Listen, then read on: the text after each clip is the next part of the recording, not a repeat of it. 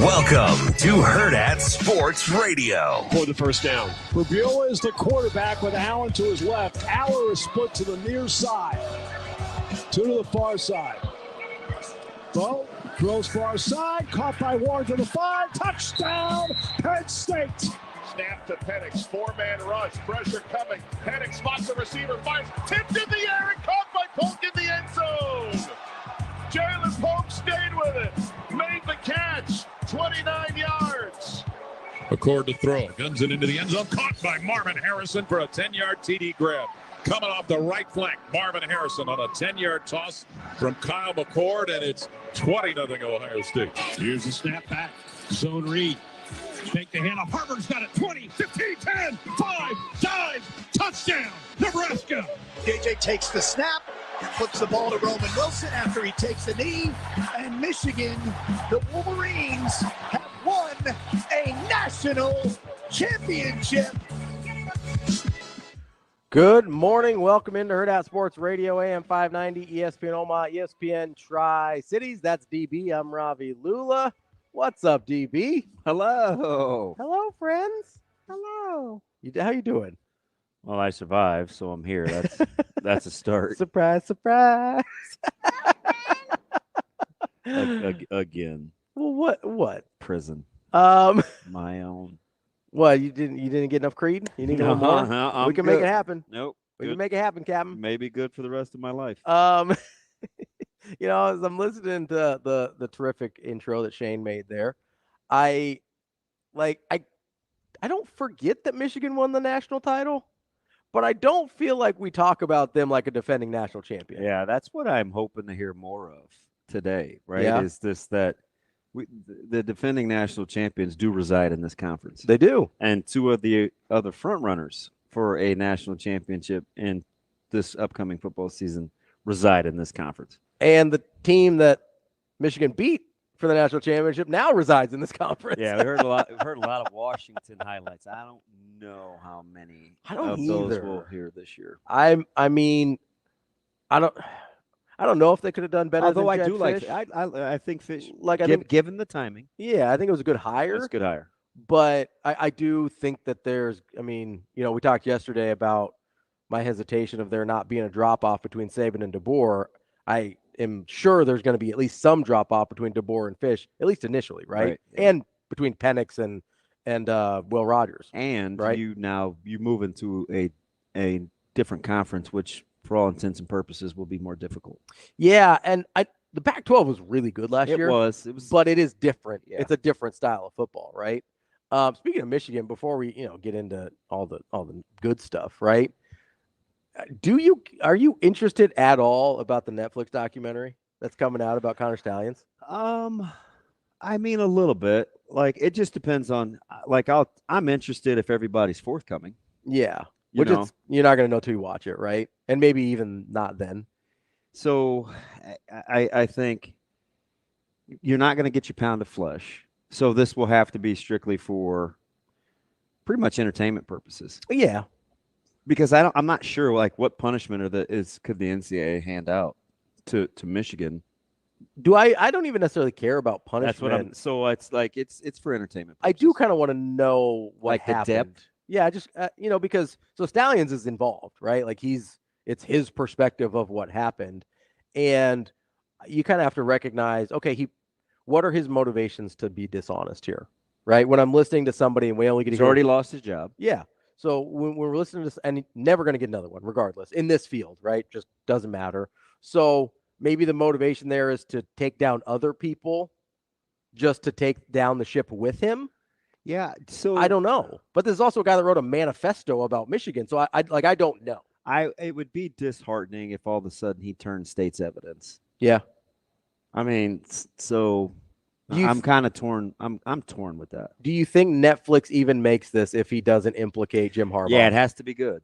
He's got to give him something. And listen, I'm sure in contract negotiations, it's got to be listen, if you're going to command this kind of dollar figure, yeah, it's not about whether you like instant versus homemade oatmeal or it's not just getting into Coach Moore's kiddos. Yeah, shoot, I wish they'd get into why Mike Hart left. There's lots I want to know. There's a lot in there. All right, we're over here losing our minds over Coach Cooper. And I want to know why Mike Hart just and it flew under the radar for a guy that was so good and really well regarded with his position group. Yeah, really well regarded nationally too. And I'm not saying there was any sort of nefarious activities. We just don't know. Did he get another job? Yeah, nobody talked about it hardly at all. It was a weird situation. Kind of like leaving the Democratic Party. Oh, wait, no, I'm sorry. What happened? What? I haven't heard any news. What I did hear some news. Hey, how about a news dump of one of the most important things worldwide? Just Sunday morning, like nothing happening. Just don't worry about it. Yeah. Could have been dead on a Sunday morning, just like Creed. No big deal. Everything comes back to Creed, DB. Like my feeling. That's fine. Dead on a Sunday morning. Dead. I thought we were friends through at least like the first half hour yesterday. It wasn't. Yeah, it was so promising. And then the actual show happened. Got away from us a little bit. A little bit. I mean, it's what happens here sometimes. What I think might get away from some of these NCAA teams a little bit is, we get this agreement that's supposed to be getting finalized. Initial reports from Thamel were end of the week. There might be a little bit more of a time frame there, but seems like 105 is going to end up being the number. Yeah, I'm not for football. Not a big fan at all. Yeah, is there a number, a roster limit number you would be a fan of, or are you just like, hey, let them decide on their own? I could see anywhere between. I wouldn't split hairs between 125 and 135. Okay, so if they were closer in that range, you'd be okay. Yeah. So between this and then earlier last week, the revenue split news from Department of Education that it's going to fall under Title IX. I think there are some logical conclusions if we play this thing out that people either haven't thought of yet or just don't care. And there's going to be a lot of collateral damage here. Or the proverbial unintended consequences. Right. And maybe they are intended. I don't know, right? Like maybe they've thought about this and they just, like I said, maybe they just don't care. But let's play this thing out, right? So let's say you're $23 million, $20 million, whatever the number is, right? You have to split it evenly between men's and women's sports, just like you do scholarships, okay? Because that's what it sounds like they're, at least right now, that they're saying. And 105 of those are going to football, right? So you got 105 guys you're splitting up at least half of that pot with. So what I don't think is going to happen is you're going to have to still have the women's scholarships to offset at least football and men's basketball, right? Yep. Those two aren't going anywhere. And baseball, some places isn't going anywhere, although I do think baseball's vulnerable. Yeah, even with the news of increased scholarship limits. Yeah. But that's why it's vulnerable, right? Because it's not a revenue maker most places, and you're going to have to offset those scholarships on the other side. Somehow, yep. On the women's side, right? So let's just say you're at 120 between men's basketball and football at a school. That means you have to have 120 female scholarships on the other side. Mm-hmm. If you've only got $20 million to split up, doesn't it behoove you to not have any more athletes than humanly possible? Well, I could see that kind of being the motive, but that's where I think your collectives and an extra, and I'm dropping this in air quotes, monies can help. Your NIL money, right? Defray those costs. Right. Yeah. But you're still, even because most of these are non-revenue sports, which NIL is probably not going to be that helpful with. In the new version of NIL. Well, do you look at it as 6 in one hand, half dozen in the other? What do you mean? In terms of money? No, okay. I don't. Because if I understand the new world of NIL correctly, and I'd like to think that I do, is you're not going to be able to write blank checks kind of the way you were before. You're going to have to at least attempt to show real market value and produce real deliverable marketing materials, mm-hmm. right? And if you have to do that, which is fairly subjective, it is, but it is harder than it was, right? So if you have to do those things, it becomes a lot harder to do that in non-revenue sports, mm-hmm. where the appeal of the athletes is a lot less. Yeah, we're going to say all this to say that there could be a lot of sports potentially that go by the wayside. Yes. I think there is going to be basically two types of schools. There's going to be Olympic sports schools, and there's going to be revenue sports schools. And the Olympic sports schools, I think some of them are going to decide to cut football because the scholarships are so demanding and the money to 100 guys is going to be so demanding. So the interesting thing about that is you could get to the deal where, because I think this is the ace. Okay. Football becomes a standalone. Yes, if it just doesn't count. Yep. Right? If it gets an exemption, that's the thing that changes this equation entirely, right? Is football just doesn't count towards scholarships, doesn't count towards revenue split, just doesn't count. It is its own deal. That's the ultimate. That's the X factor here. Kind of card that I think can still be played. Yes, I would agree, because that returns us to a model of college sports or keeps us in a model of college sports that we're a lot more familiar with. Right. And that doesn't have all these unintended consequences. Because I think it would be interesting that you can't bite the hand that feeds you. And these television deals and the revenue, it doesn't happen without football being what at least is that you presented as the current model. Correct. Yeah, you don't none of this exists without college football. It's the thing you say all the time, right? You don't get this life without me in it. Correct. Right? And then you're basically punishing football for providing this life. Right. So I think, maybe that's going to be like the aha moment. Yeah. Is it does become this standalone entity. But that would that's going to take legal action. Yeah. But I think they're prepared. I hope so. I would be shocked. I hope so. If they weren't. Because this can't be a university decision because Title IX issues are involved. Yeah. Right? So you're going to have to be in a spot where because we both agree that we don't think we're calling this financial aid.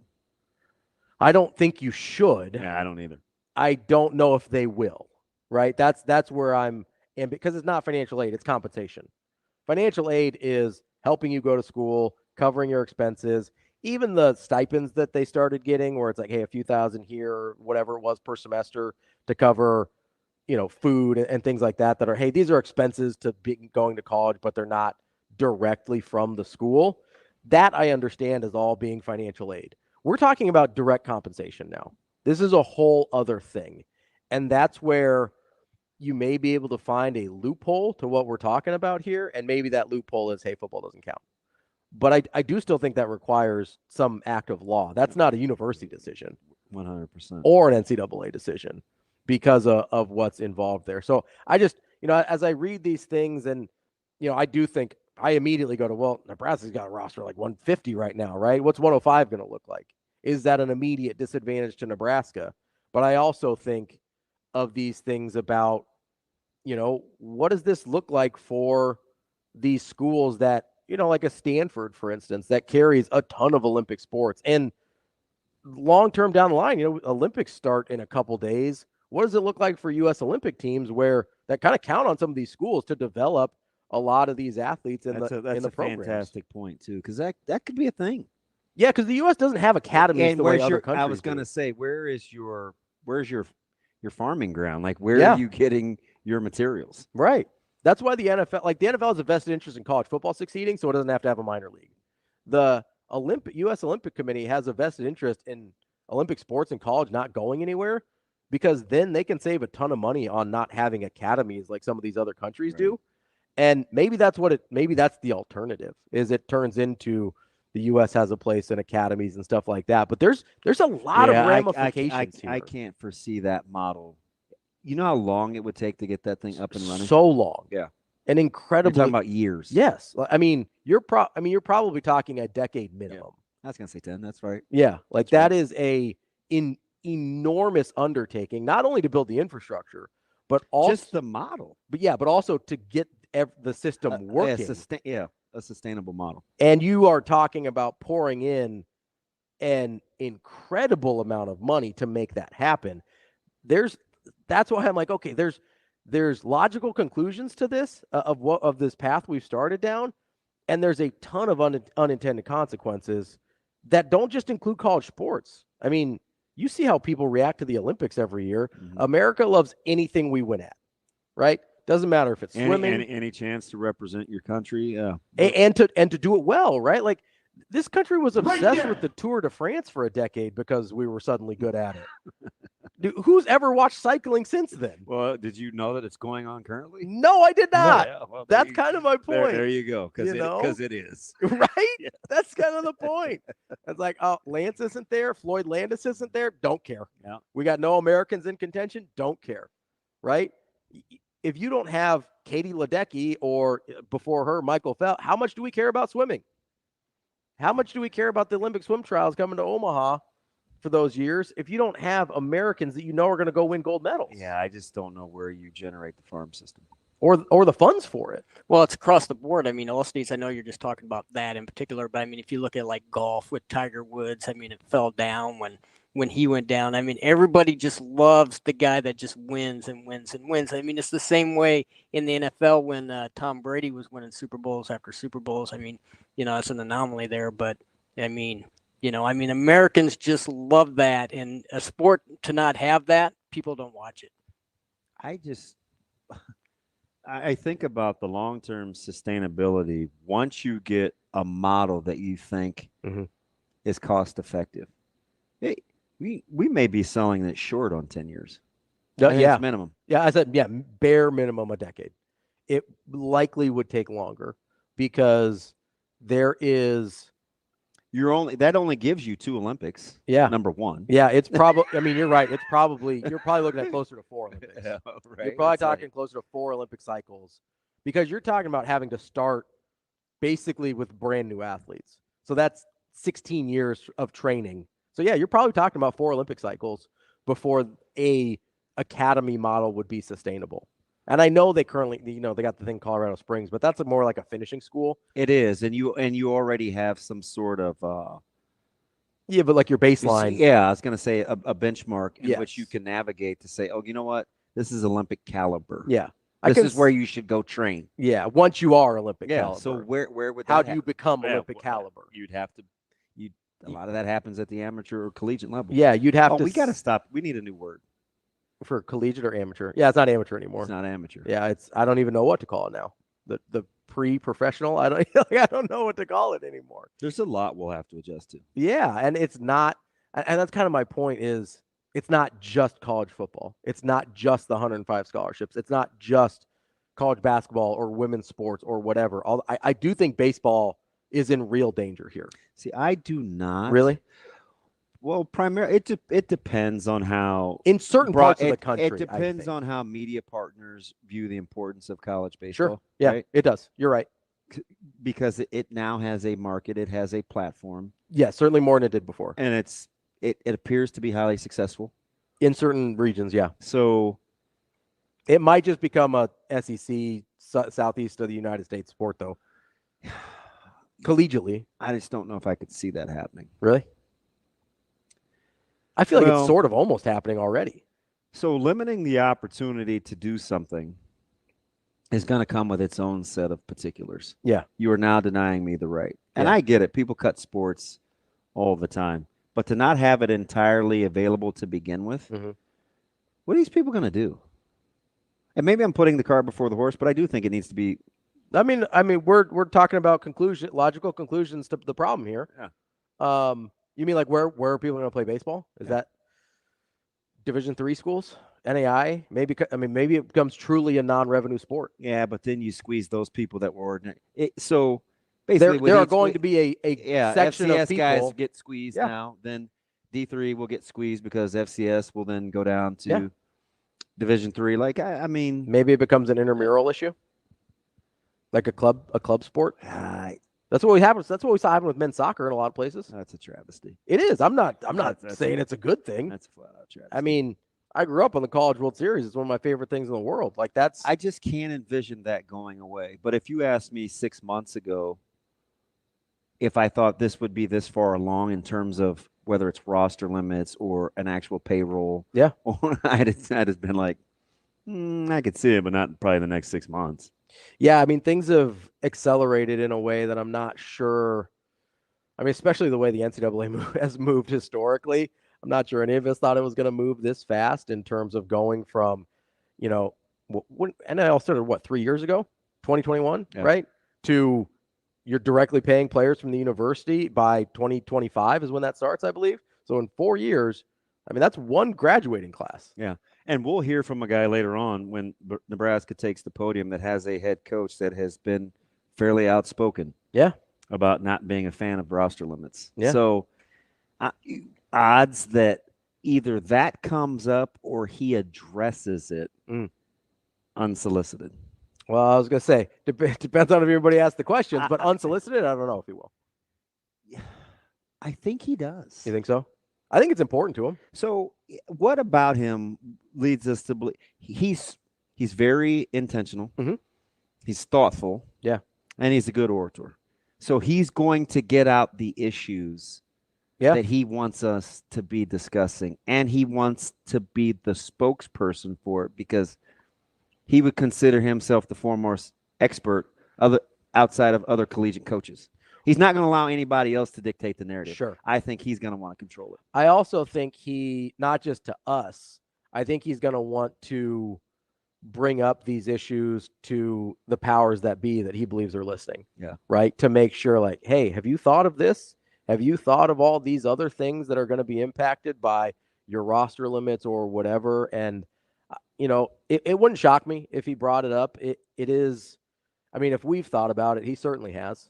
That I feel 100% confident. That's usually a safe assumption. I feel 100% confident in that. If it's anything of merit, there's some dumb stuff we think of that I'm sure he hasn't yet. Will Kipling come up? Just the lowlights. I know who won't. He likes. There's no way we'll be talking about Creed. I'm going to ask a question. Unless it's the movie. I'm going to ask a question. Hot take. Like Coach Rhule. Will there be another? What's your favorite Creed song? Will there be a similar prayer question in Wisconsin like there was a year ago? That he handled beautifully. I hope there's not, but I do. That's one of the things that I have to give him the most amount of credit for. Yeah. Because how many times have Don't pass up the opportunity to learn from a crisis? Wait, bad question? No, it wasn't a bad question. It just wasn't a ton of relevance. I mean, in that context, it was a bad question because it had nothing to do with what was happening. Or what he had anything to do with. Yeah, that's what I mean. Like, it was just the most irrelevant thing that could have possibly been asked there. You got to realize he wasn't coaching here a year ago, right? But I will give him credit because how many college coaches would have just been like, yeah, I wasn't here for that. I don't know. Yeah, it didn't hem haw around either. No, he just immediately was ready to go and came up with a great answer about how he wants his guys to believe in something bigger than themselves, and he doesn't care what you choose, but that it's important to care about things that are bigger and outside of yourself, and gave this like great eloquent answer and addressed the situation in Wisconsin at the same time. Like, it was kind of a masterclass in, and he does this a lot. Yeah. He's going to give you the answer he wants to give, regardless of what your question is. That's the thing. You talk about a guy that wants to control the message. Yeah. But he does it in a way, and this is one of the things that he kind of Jedi mind tricks you a little bit. Yeah. Because he never makes it feel like he's dismissing you. A lot of people. Remember, that was my whole thing. I said he's mastered the art of giving you the impression he's actually listening and taking in information, even though there's a good chance he's going to end up doing what he wants to. 100%. At least as a lifelong learner, he'll take in what you have to say. You'll felt heard, even if he's just like, yeah, we're not doing that, but you will feel heard. Yeah, I can respect that. I appreciate that. It's good to know. Let me chew on that for a while. And then he'll go do what he wants to do. Man, I can't believe that guy just spent 15 minutes talking to me about that. That's CB. I'm Ravi Lulla. We're going to have much, much more from Big Ten Media Days here on Hurrdat Sports Radio.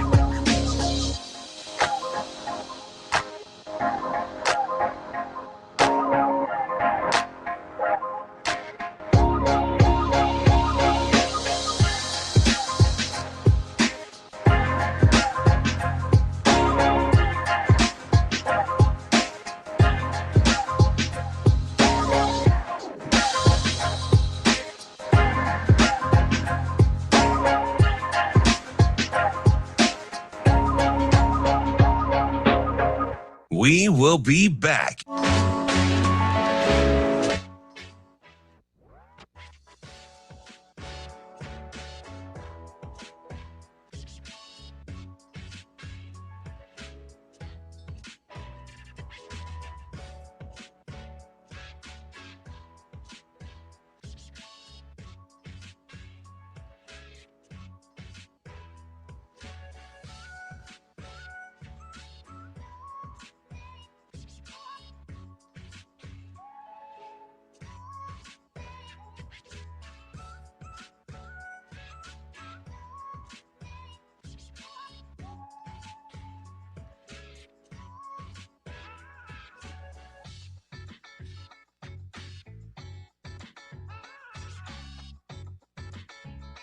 We will be back.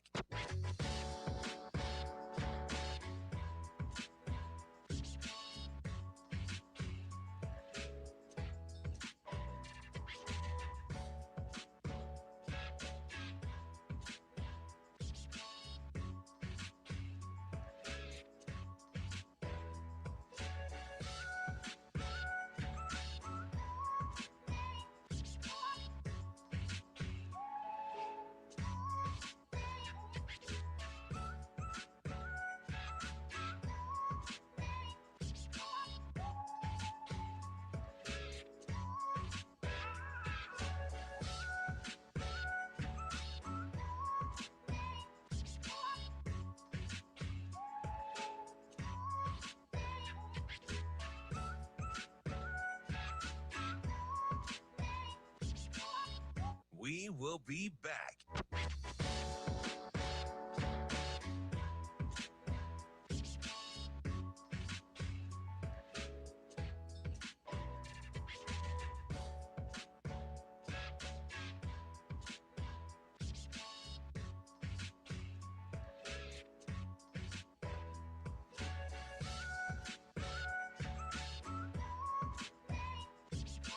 We will be back.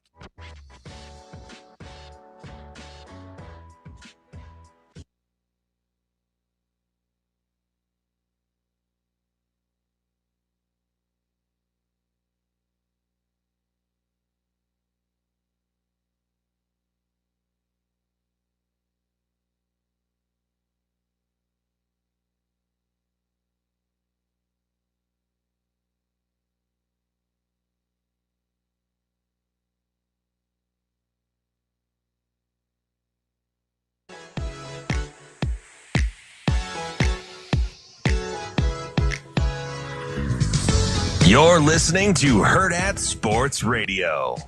These guys chose Illinois because of Illinois, and I think it stands for what they represent. So excited to have them with us, excited about our team. I know we've made reference to a couple players that returned, but, you know, because of the portal world, even though they may have not started for us, but they've started at other places, we have 17 players that are in our either our starting lineup or what we consider to be starters in our program. 17 guys that have started more than 10 games in their college football career. Welcome back to Hurrdat Sports Radio, AM 590, ESPN Omaha, ESPN Tri-Cities. That's DB. I'm Ravi Lulla. We're here live from Lucas Oil Stadium for Big Ten Media Days. What's up, DB? I'm trying to make it, man. You sound a little sleepy. You good? I'll be honest, I had a little bit of a rough night. All right. Yeah, it wasn't diabetes this time. I think it might have been the Wendy's Nuggets, if I'm being real with you. All right. It wasn't great. Let's get it cranked up. So we're doing all right. We are here. Just want to explain real quick. People were asking the stream about the first segment. We did record that yesterday. There was going to be some timing issues getting in here the first day. But we are here live from Big Ten Media Days, and we're getting ready to go. Yeah, we're one of only about 3 going right now. Yeah. So, and it technically doesn't open until what would be 9:30 Eastern time. Yeah, we had to get special permission to be here. Yeah.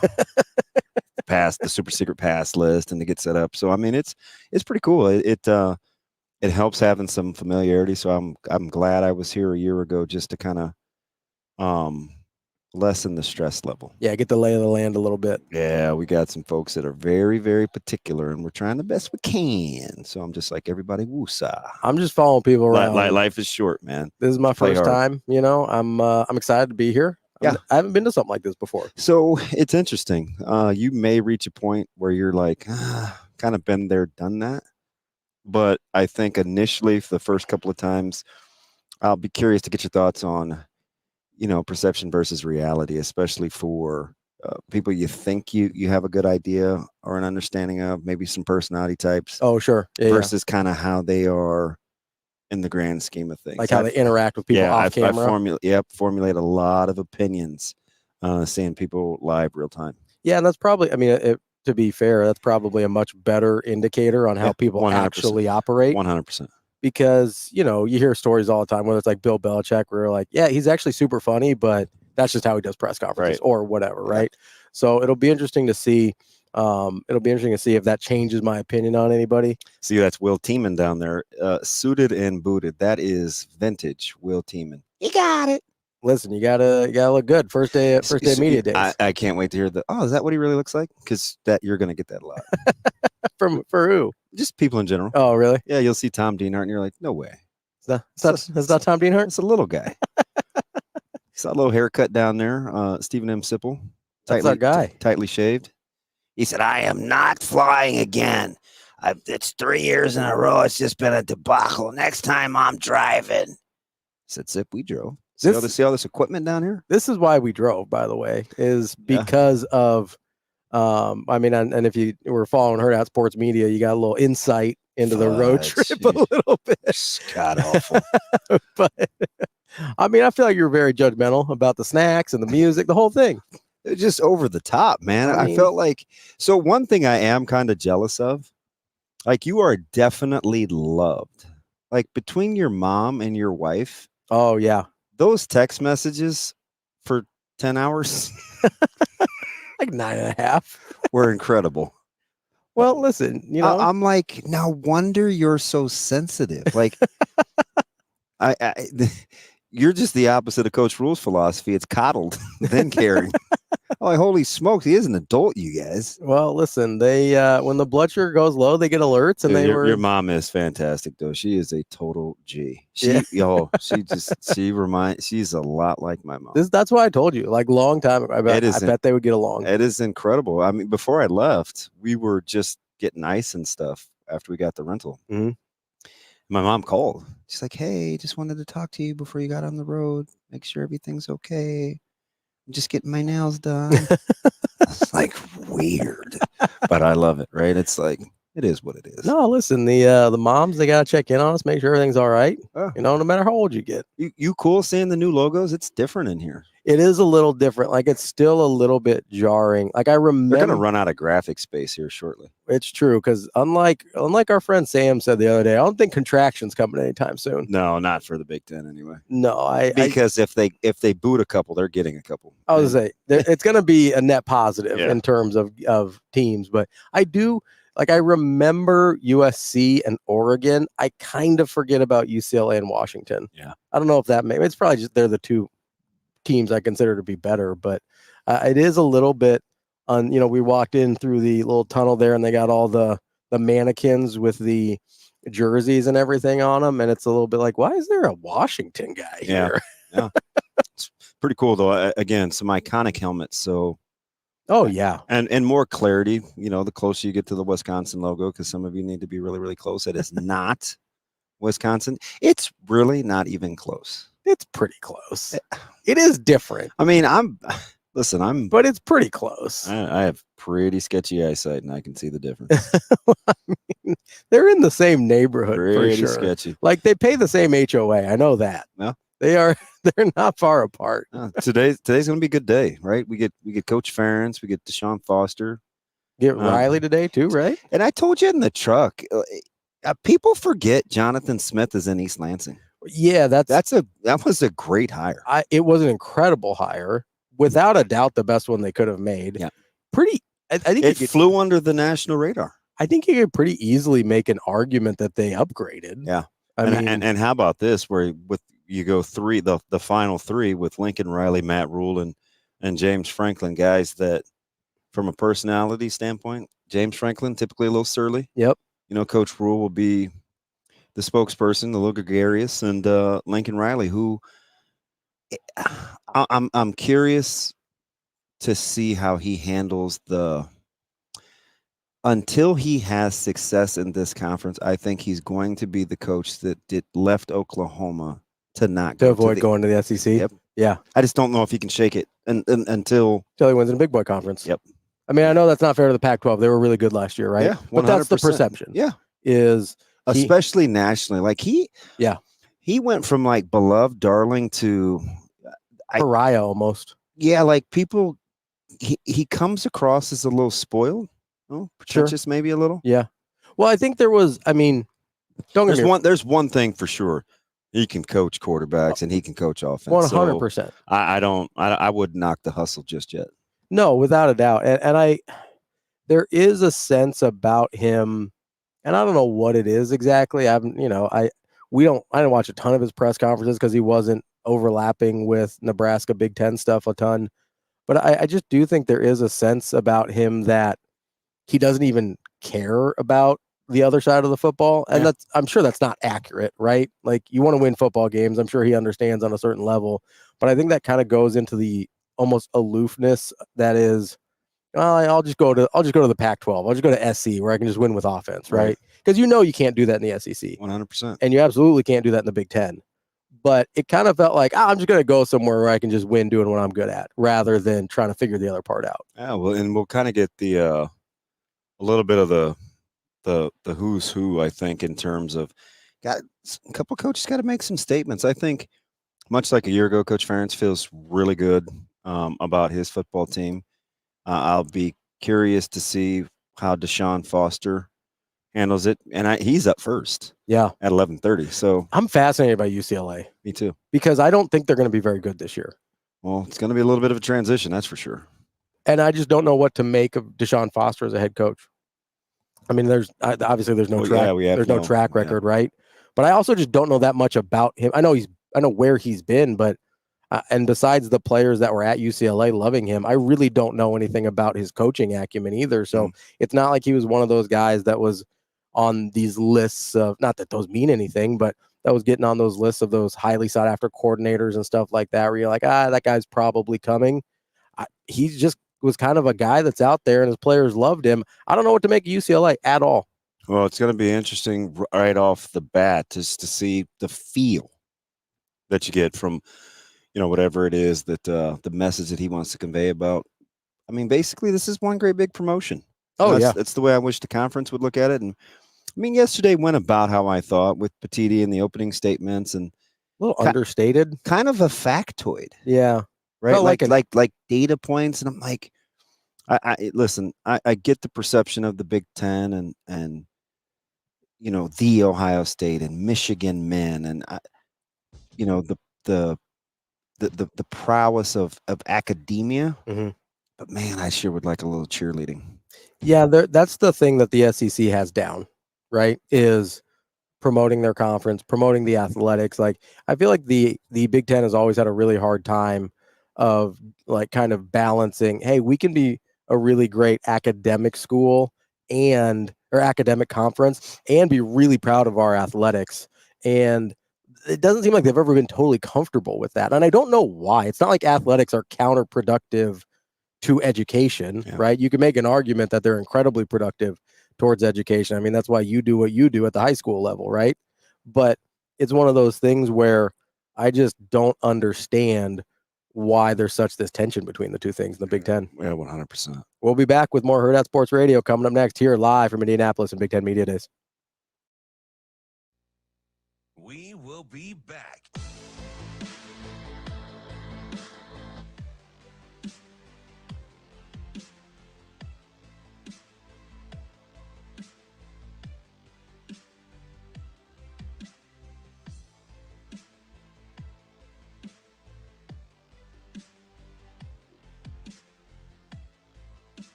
will be back.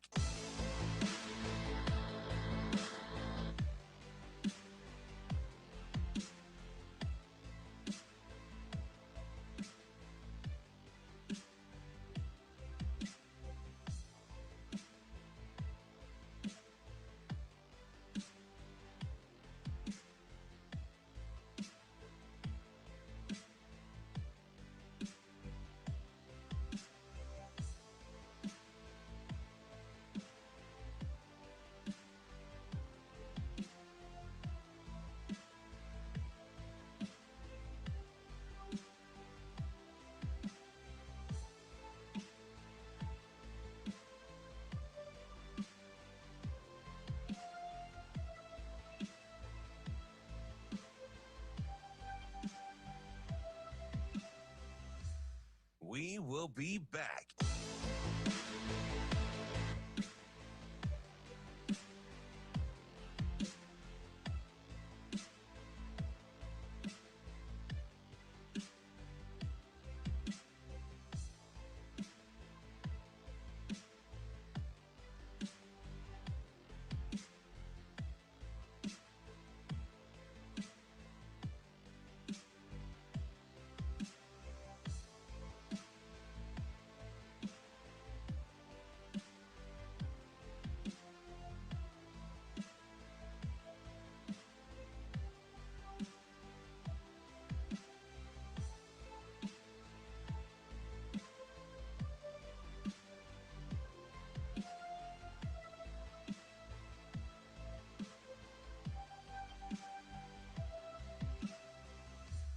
We will be back.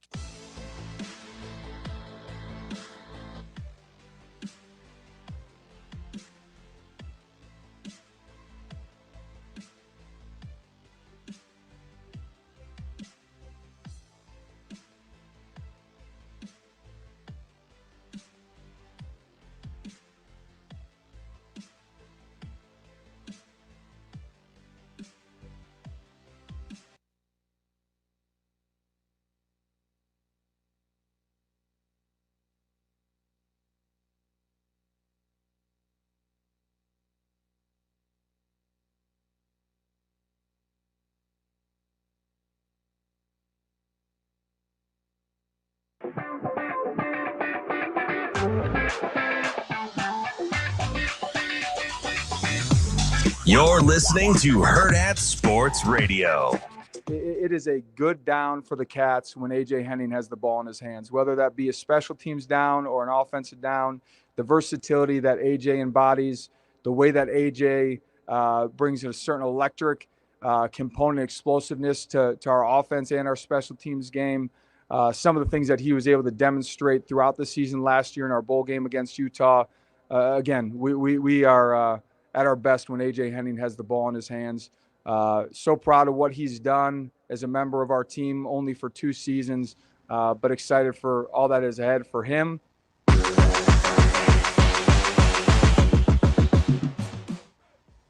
We're back here on Hurrdat Sports Radio, AM 590 ESPN Omaha, ESPN Tri-Cities. That's DB. I'm Ravi Lulla, live on Twitter, Facebook, YouTube, and we are live at Big Ten Media Days here in Indianapolis. That was Northwestern head coach David Braun speaking yesterday. And, you know, I kind of get it. They're not terribly well thought of in most of the polls and, you know, in Phil Steele's magazine.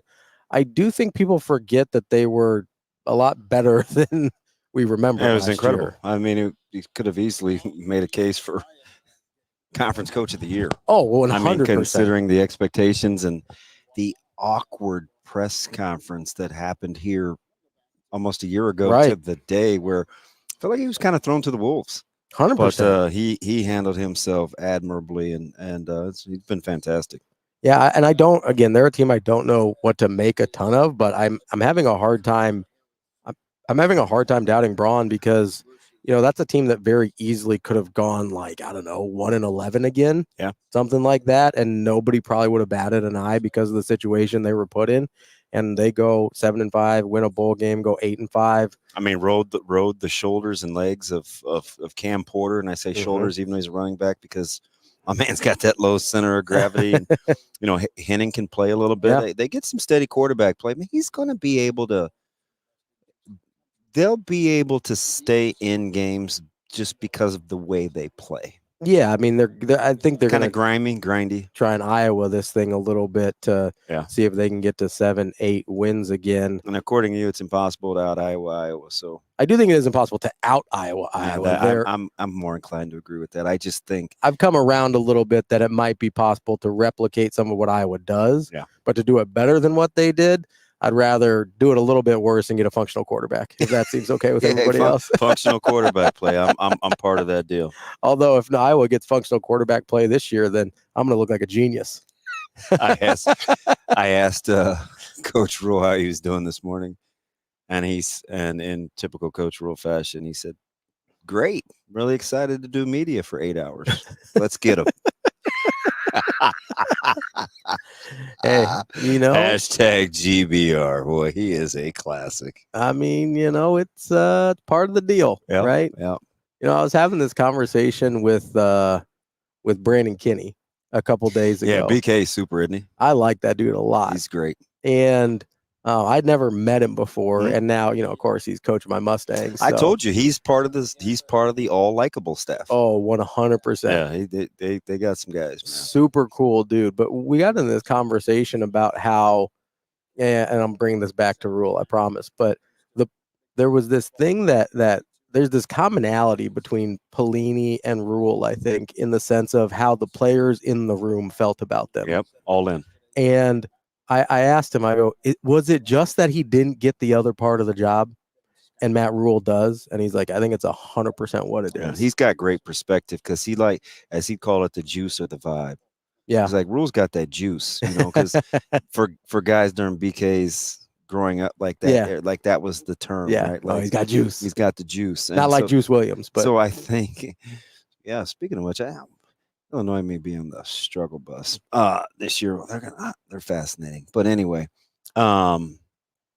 just to kind of watch it unfold as he's growing in terms of mastering the parts that he doesn't enjoy doing. Mm-hmm. I can't tell you how critical that is. It's almost in any phase of life. It doesn't just have to be of any job. Of any job. Yeah. When you can become proficient at feeling 70% about something, mm-hmm. The world will change for you. I mean, because what happens is we succumb. Yeah. And then eventually it grates and it wears. We get resentful. And then it dominates. Yep. It's amazing how it can just creep in. It takes over your entire mindset. To be able to compartmentalize and do the show, the dog and pony thing, and move on. Recognize it for what it is. Embrace it. And realize that's part of the deal. Yep. Go attack it and then move on. And that was the thing that I Bo was never able to do, was just understand this is part of the job. Yeah. Right. And I don't think any football coach likes it. Right. I've never met a football coach that was like, yeah, let's go talk to the media for 8 hours and let's go do press conferences and interviews. I've never met a coach that was like jazzed up about it. And it is funny though that some coaches are so much better at it than they give themselves credit for. Yeah. I think there's a confidence issue, which is weird because, these are in their areas, super almost overly confident I think Bielema guys. is fantastic with the media. Yeah.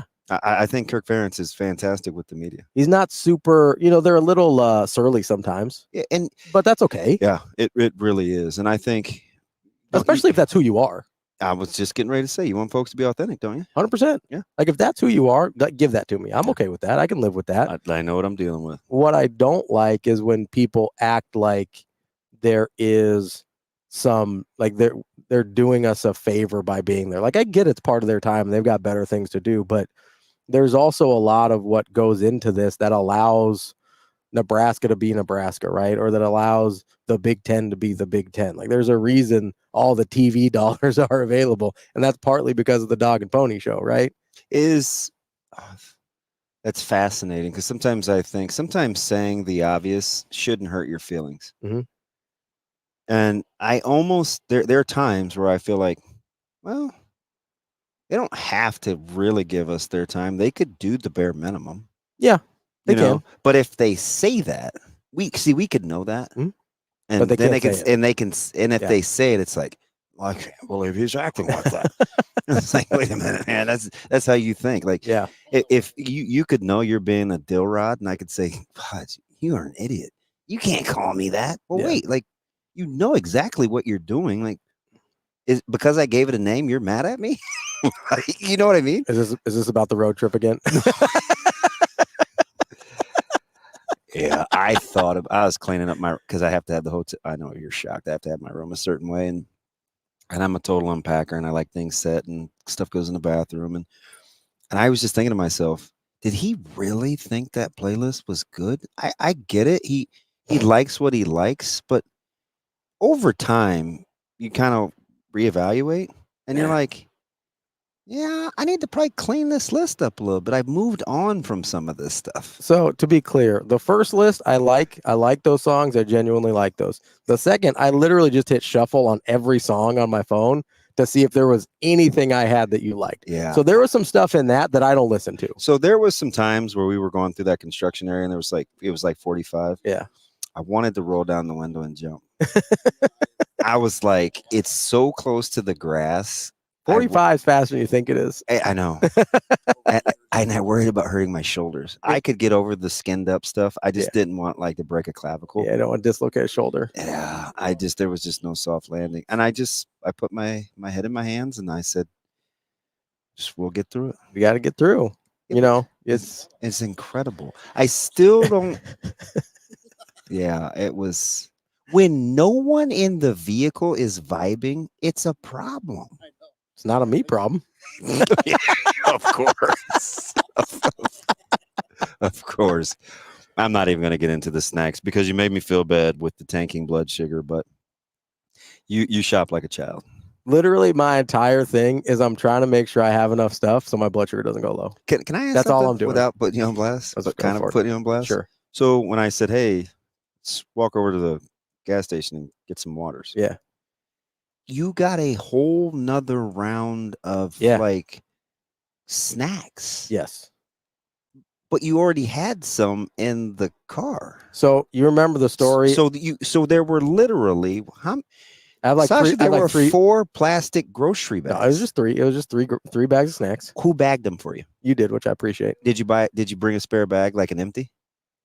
Yeah, the guy gave me one. Yeah. And I was like, It was like a bag per stop, though. I was like, but that's okay because I'm like, let me take care of them. This is disorganized. You were gonna come in with 2 handfuls and just. I'm like, let me get this organized. Let me put the breakable stuff in one bag, the drinks in another, put the chips on top. So you remember? I don't understand that. Oh, so you remember the story of the 300 grams of carbs in one night? Oh, when we were at CWS for Zipline for the show. So my paranoia is if I have one of those. Oh, and you're stuck where you don't have access. Yes. Like if I'm at my house, I can just keep getting more stuff. If you could eat that in a night, that would have been. I certainly don't want to. And I didn't last night. Like I'm not just sitting there it was cute too. Hey Sasha, can you hand me those cookies? I was like, what are you 4? Well, no, they're in the back seat. I was trying to keep my eyes on the road.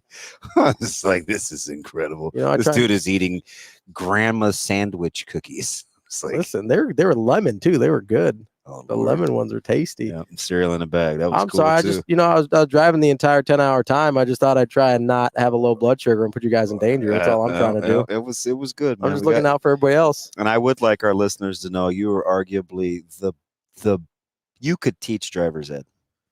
Well, I mean, I try to be safe. The very cautious merging, the blinker for 200 yards to signal you're coming over in another half mile. I want everybody to be safe, The 45 in the construction zone without a car around you. It was amazing. Hey, I was going 51 in the 45. And the minute he got to a new speed limit, I could see the cruise click. He's a 8 mile an hour over guy. Lock it in.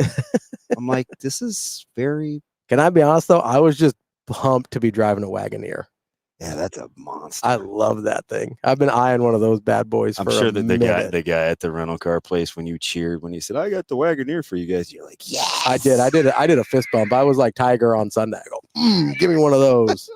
All right, we got more Hurrdat Sports Radio live from Indy coming up next. We will be back.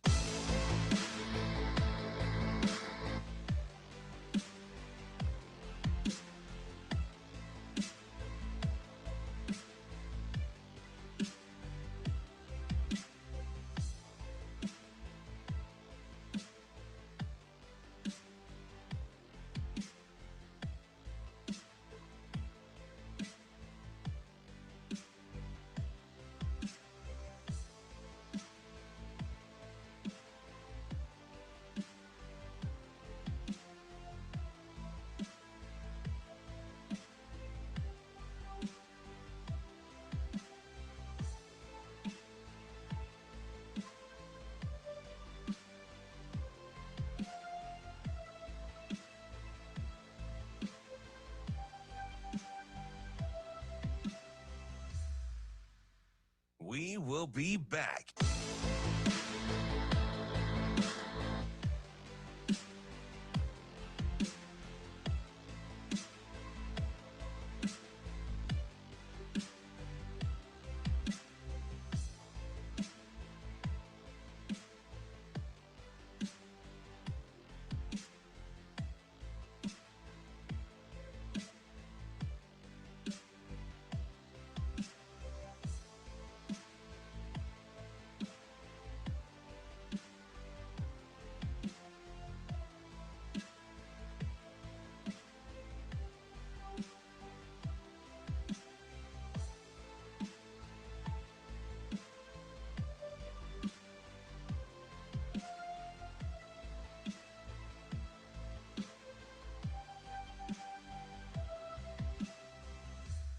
We will be back.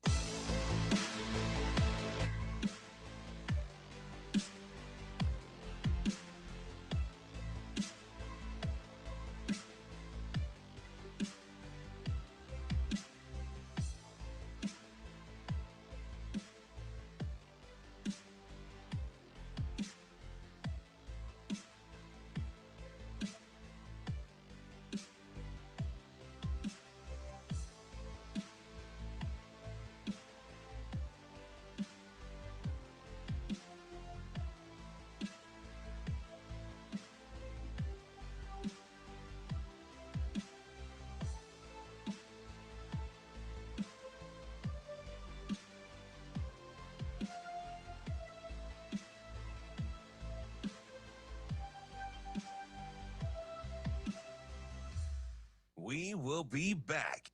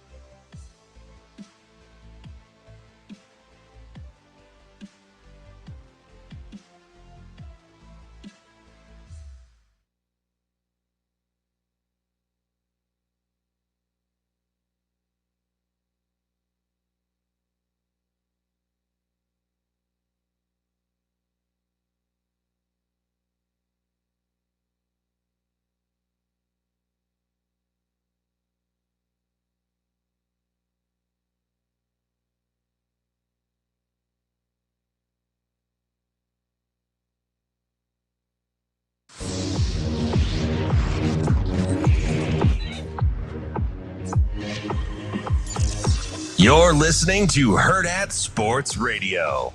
We got to find the standards that give us an opportunity to grow. And there can be a million different standards that what you say is important to your program. But I know for us, these guys embody the standards. They're the ones that understand that they're going to create what that standard looks like. They're going to be the ones that set the bar to what that standard is. And then they're ultimately going to be the ones that uphold what that standard is going to be. These are the standards that we know and believe give us the best opportunity to continue to grow our program and put us in a position to play for a championship, because that's the mentality, that's the objective, and that's what University of Wisconsin and our football program deserves.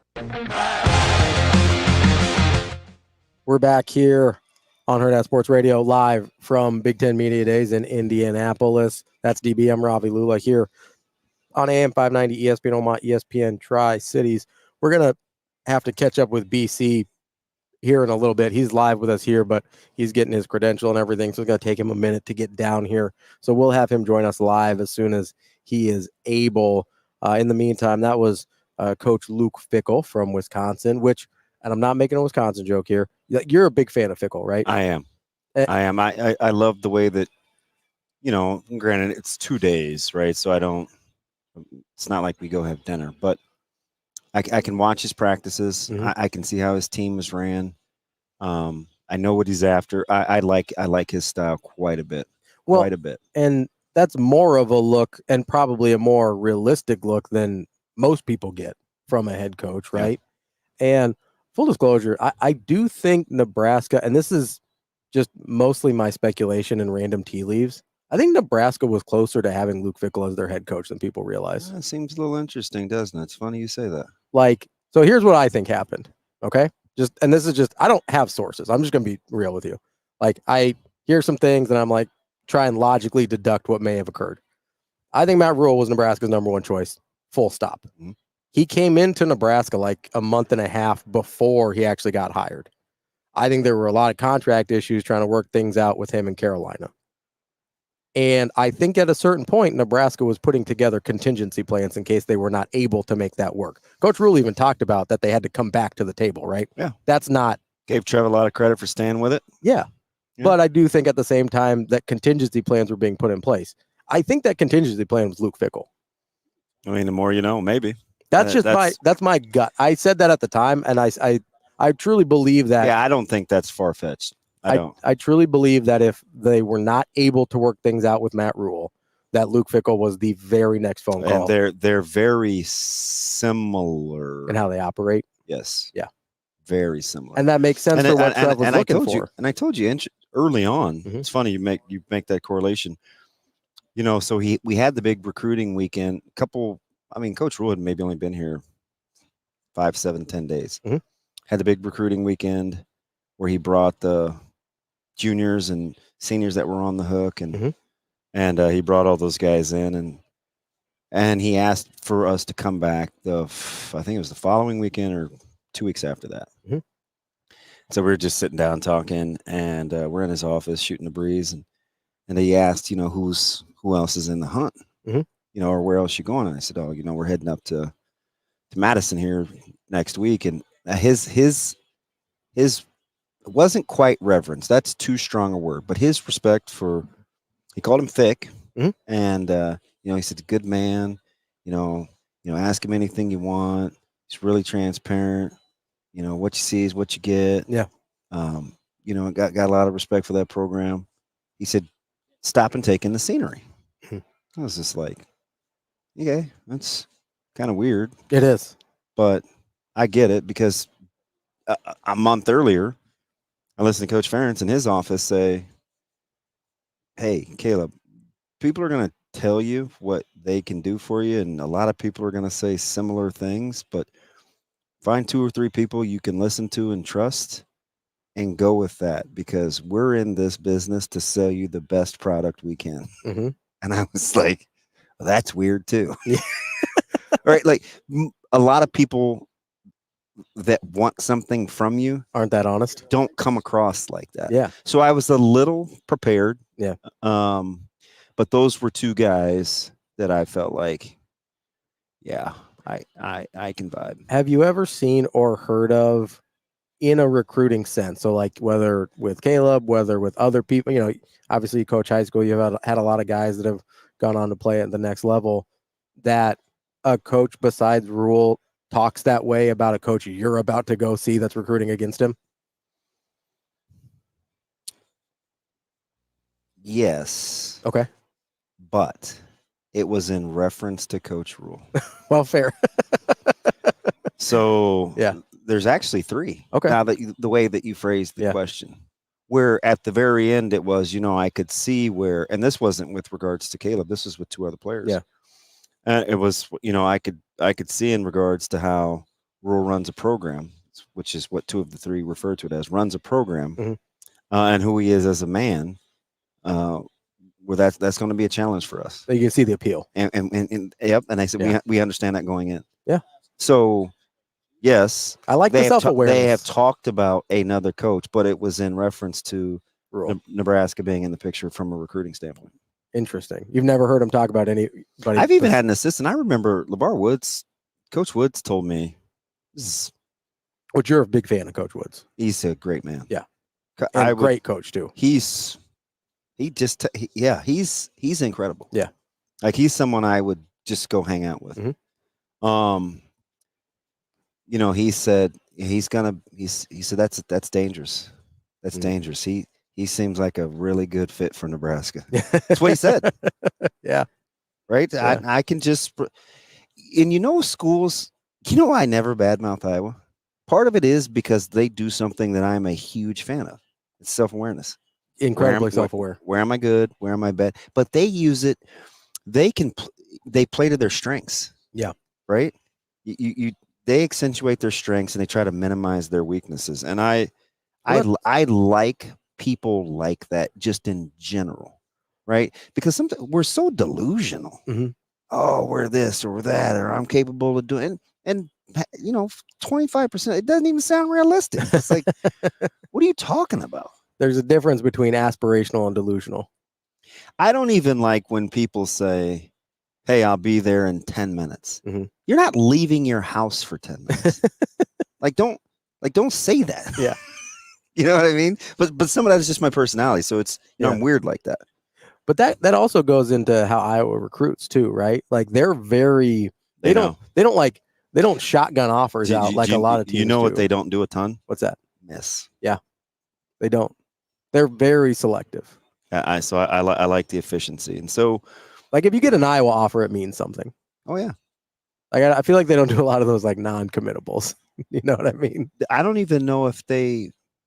No. Yeah. I don't even know what that is. Yeah. Which is good because it's ridiculous.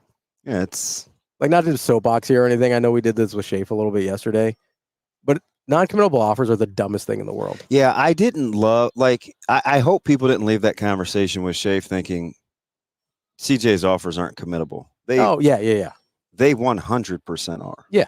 And well, somebody at that caliber, they usually are. Yeah, and we have seen some guys game the system. Yeah, 100%. You know, and there are a couple guys in this class that have committed elsewhere that gamed the system. So yeah, locally. Oh yeah, yeah. So which like, hey, if you want, you know, and I'm not bus rolling guys, but a lot of times people use it as leverage. If you want to play the game to try and get the offers you want, like I get it, but also if you're a school that's dumb enough to fall for that, like what are you doing? Yeah, like that's the part that I don't understand. So if you want to bring it back to a Nebraska thing, there's a school that was trying to be leveraged against Nebraska and the recruiting, and Coach Rhule told said family, don't try to play me. Yeah. I have talked to school blank. Relax with that NIL stuff. Yeah. Oh yeah. It's like, hey, if you think that's real, try and go commit. I dare you. Don't. I mean, he's just like that. You can't. Basically just called their bluff. He's like, hey, I dare you. Yeah. Go for it. It's like, hey, you think you have those cards? Show them to me. And I try to tell people this. You know, I think one of the great things that he used as a remote versus near miss was Carolina. Yeah, 100%. You know, because he used the knowledge and turned it into kind of a healthy paranoia. Sure. Well, and it's his only real career failure at this point. You know, he used it as like this.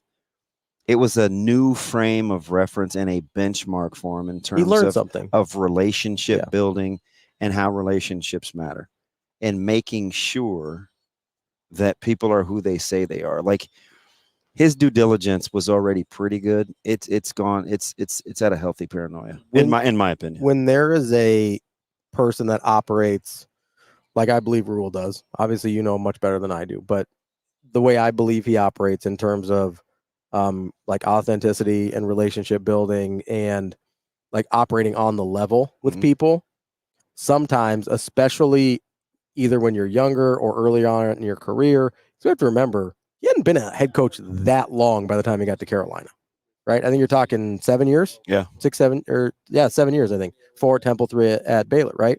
So that's not a hugely seasoned head coach at that point. And I think sometimes when you operate, I'm just going to say better than other people do, because I believe that's true. If you operate better than other people, but you're not seasoned enough to know that you operate better than other people, you just kind of assume like, oh, this is how I operate. Other people must operate this way too. They must operate on the level. They must be honest, and they must be self-aware, and all these we see this a lot in life, right? Yes. And then you learn, you see a lot in relationships, right? The whole treat people like you want to be treated. And it's like this, like when I give something, I expect to not get it back in return. Yeah. Right. Like you have to act but I had to learn that though. Yeah. You have to act in a way where there's no expectation on how that's going to be received. Yeah. You have to act in a way, and this goes back to the recruiting. You have to act in a way where you're comfortable with the results because you're comfortable with how you got there. Yeah. And when you're in a results oriented business, it's always important to be able to go back to how we got here. Because if the desired outcome isn't what you want, you have to be able to fall back on your purpose. Yeah. That's coaching 101. Yes. Not everybody's going to play for a Big Ten championship. 100%. But the season can't be a failure. I mean, we heard it with and when you become consumed by that, if you get to be Ohio State and Ryan Day, it's going to detract potentially if you can't manage those emotions when it's all said and done. Well, it's going to consume you, and it's going to ruin something that otherwise could have been really beautiful. Yeah, where you don't take time to enjoy the fact that you have 6 losses in your career, or whatever the single digit ridiculous number is. We saw it here with Frank Solich, right? Like that's a very real life example of here at Nebraska what we saw. That was a guy that was hugely successful by every measure except for the 5 years that preceded him. Right? Yeah. Even by his own predecessor's success previous to that 5 years. His win percentage would dictate that. Yeah. And was it 58 and 17, something like that? And 7 of those came in one bad year. Right? Yeah. Like, so you take out that year, you're talking 51 and 10. That's incredible. I'll take it. We would sacrifice. Don't say the firstborn, because he would be upset. No, I like Caleb. We would sacrifice like life and limb though for a 51 and 10 run here. I don't think I'd give up my dog. No, I wouldn't. I love my dogs. I may give up a protein for 51 and 10. Which one? A protein. Chicken? No. You're not giving up beef. Probably wouldn't give up fish either. Pork? You giving up pork? You like bacon and sausage too much. You're not doing that. Yeah, that may be last. You think you're the last thing you'd give up? Yeah. Yeah, because you love your breakfast meats. Oh, yeah. There's 0% chance you're giving up pork. That may be last. I think it's chicken. I really do. Might be. Yeah. It might be. Which I don't know. Contrary to popular stereotype. Did we miss Michigan Lance already? Or is he still? Oh, shoot. I forgot he was online. Shane, do we still have Michigan Lance? He is here. Let me cue him up. He's ready. ready. Patch him through. Thanks, Shano. He's there. Good morning, boys. What's up, Lance? How we feeling? Hey, man, I'm doing good on this nice, cool 85-degree morning down here in Jacksonville. 85 this early? Wow. So remember the wired earbuds, not headphones, but the little wired earbuds? We didn't call them that, but you remember that? Oh, yeah. Yeah. Anybody? Okay. Yeah. So I learned at that time that on road trips with other people, like, you know what? I'm just going to have my buds in while I'm driving, listening to my own deal. Yeah. Send you some earbuds, DB. I save your life. So here's the thing. I had one in my right ear, and I had it in for probably 30 minutes, maybe, right? Yeah, something like that. And I took it out, and I go, I just don't like things in my ears because it was bugging me. Okay. And so he, in his defense, he didn't turn the music up loud, but I'm in the front seat, so I can't escape it. And when I tell you it was horrible, it was horrible. The back seat couldn't hear it at all. And they had buds in for half the time. What? I wasn't worried about that. Did they hear it at all? Well, Sasha was on her laptop for like 24 hours. We thought she was talking to us and she was on meetings, and DB's like, what?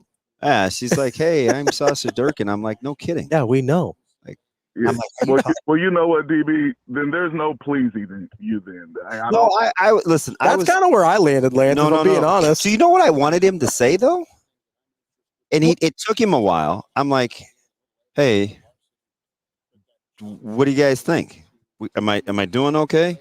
What his argument was, is I like what I like. So Lance was not very diplomatic. Let me fill Once in he got frustrated, he's like, "Let me fill in go some ahead, suggest something. Let me fill in some context here, Lance, because as usual, you know, DB's painting me a bad light here. I don't even like painting. Maybe it's like finger painting me in a bad light here. Right. But no, so I was playing songs and he started making some comments about the music, and I was like, "What would you like to listen to?" Like, what would you like to listen to? And he wasn't wanted to saying give anything. the playlist. I wanted to give the playlist a chance, and he wasn't saying anything, but he wanted to give it a chance, but he was still complaining about it. Yeah, you went from Neil Diamond to Elvis. Yeah, I did. I like my stuff. Listen to what I just said, Lance. He went from Neil Diamond to Elvis. And then he goes, he had the gall to look at me and say, "You don't like Elvis?" Like, the man stole every catalog he has. Like, why would I like Elvis? And then he goes, "No, I don't." I go, "Is it the cultural appropriation thing?" And he said, "Yes." And I didn't listen to any more Elvis. I was being very considerate, I thought. Once he brought that up, I was like, "Okay, we're good. I will skip Elvis." It was an absolute classic. To be fair, Lance, the reason I like Elvis, my grandma liked Elvis, and so it's like it's near and dear to my heart. But he brought up a cultural issue, and I was like, "All right, we'll lay off the Elvis with DB, no problem." It is wild. But here's the other thing, Lance, is so I'm asking DB to give suggestions. He's like, "Well, I'm trying to give the playlist a chance." He's still complaining about the playlist while he's quote unquote giving it a chance. and then I go, "Okay," like I was like, "Oh, what do you want to listen?" And that's when I finally started to say because he kept going, "Well, this is bad music. This is the worst playlist I've ever heard." I was like, "Well, I like what I like." Lance knows my personality. I didn't want my personality to be the dominant thing in the car with like my music choices. Can I be honest with the music? Like my issue was like, so we had started listening to country for 3 hours. And like I didn't know who made that choice, so I was very diplomatic for a good chunk of the first trip. Lance, the minute we got in the car, it was on country, and I never said a word. I didn't either until I got to a point, and I go, "Hey," and because I thought I saw them doing other stuff in the back seat, and I assumed it was I'll be honest, I assumed it was an Avery thing. Like he asked the question as quiet as possible because he didn't want to respond. I didn't want an answer. He goes, "Hey, is anybody still listening?" DB, my ears are just going to have to suffer. My dislike with my ears and earbuds are just going to have to suffer.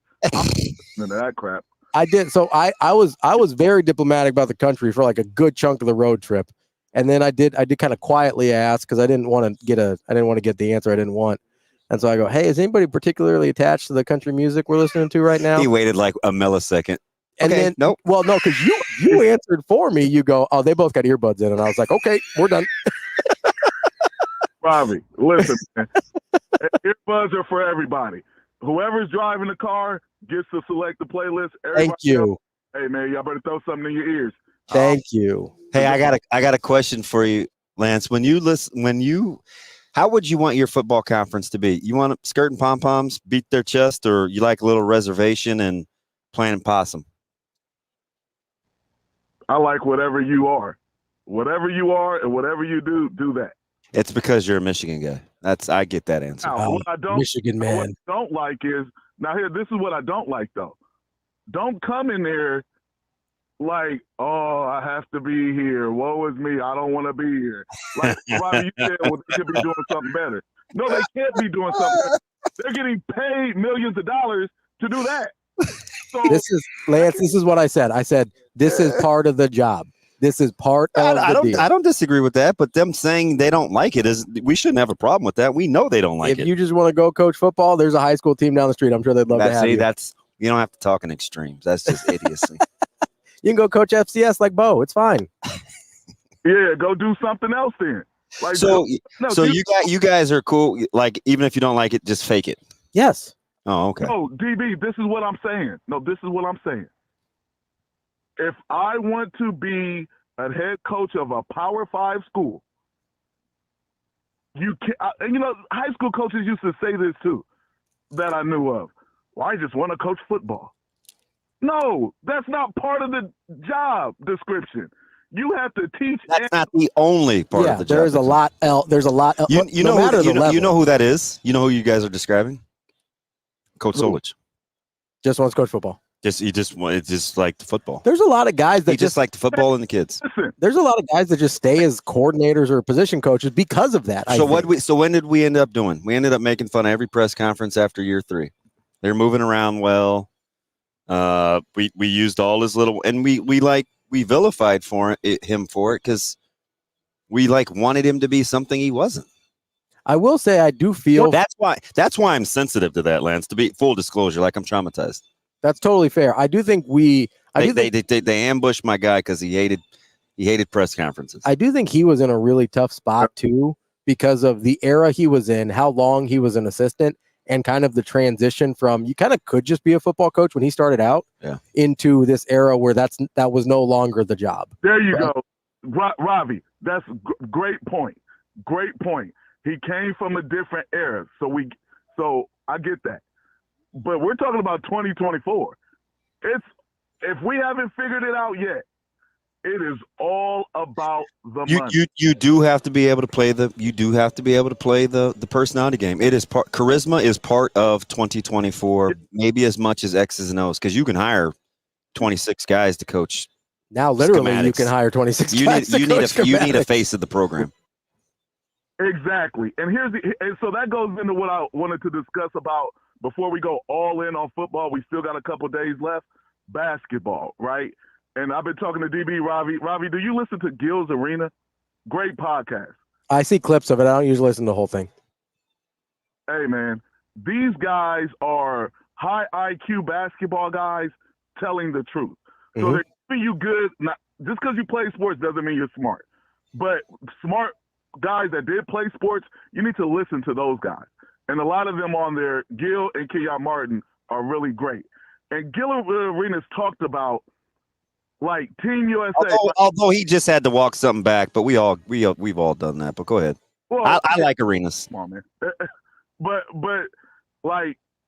he was talking about the sneaker wars, right? So Ant-Man isn't going to be the face of Team USA because he's an Adidas guy.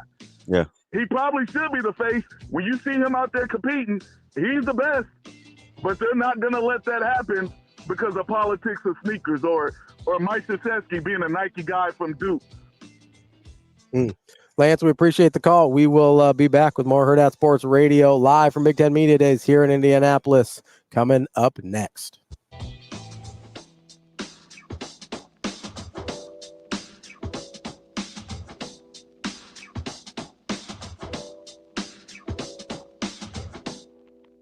We will be back.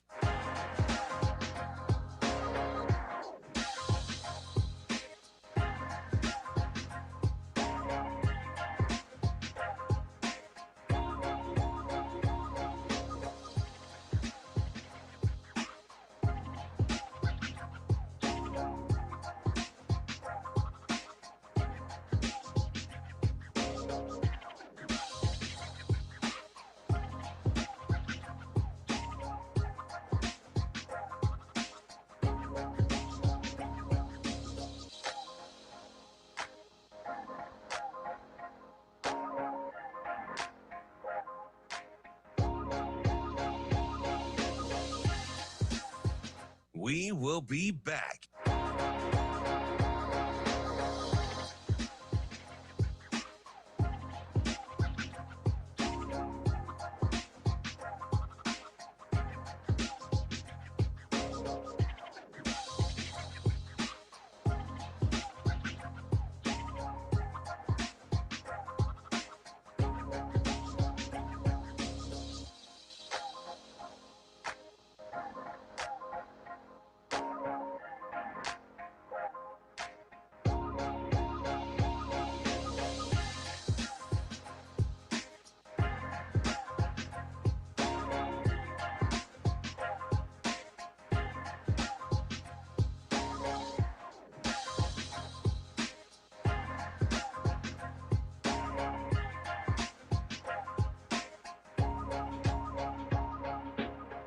We will be back.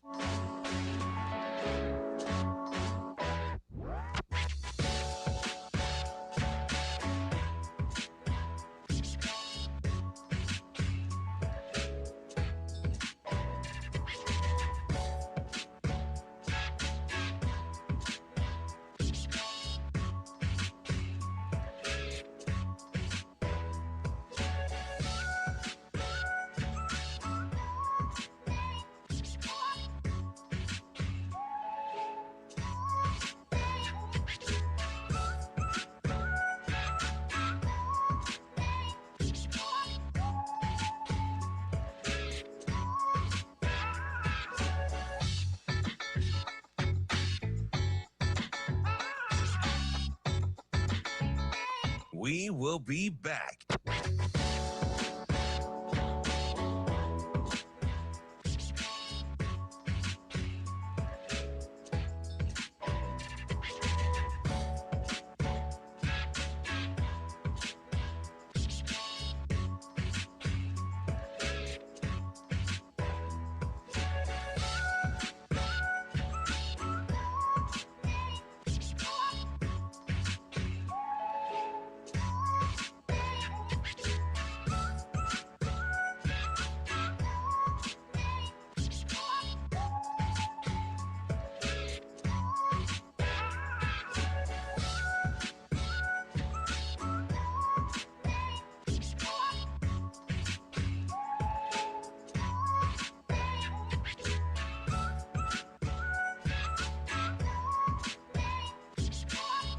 We will be back.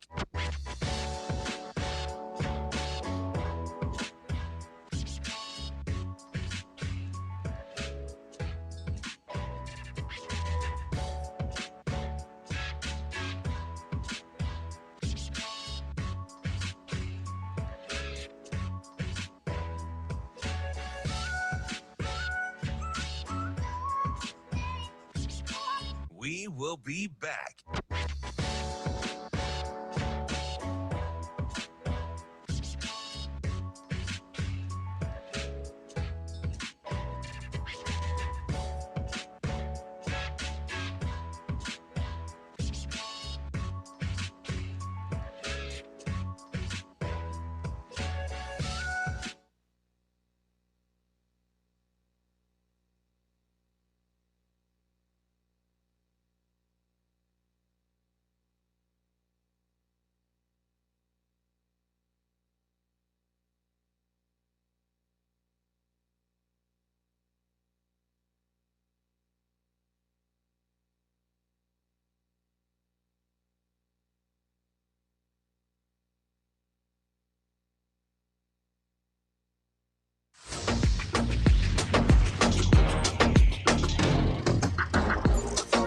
You're listening to Hurrdat Sports Radio.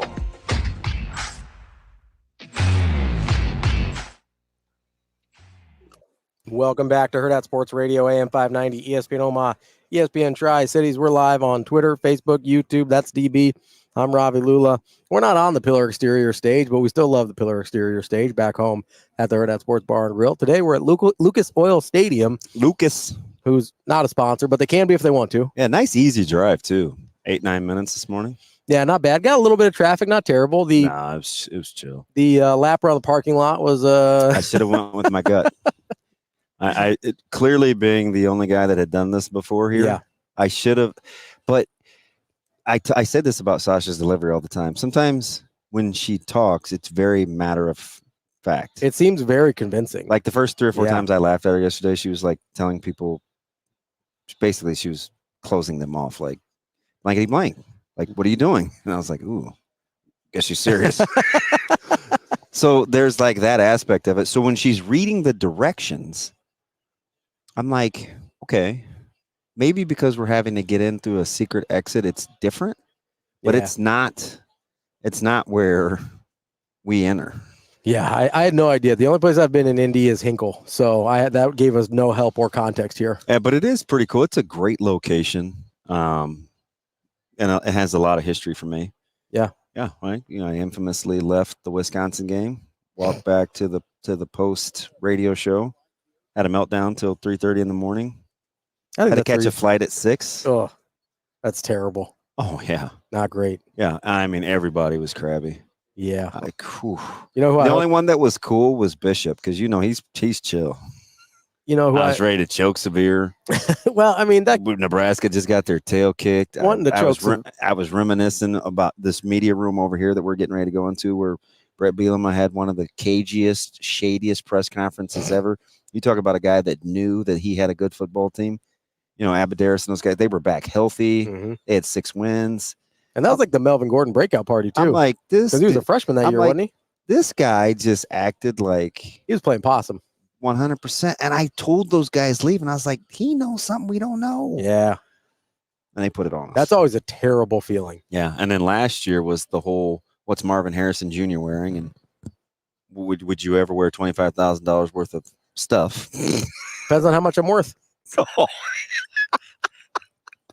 And little did we know, like, it wasn't just the purse and the suit and the shoes. It was the whole deal.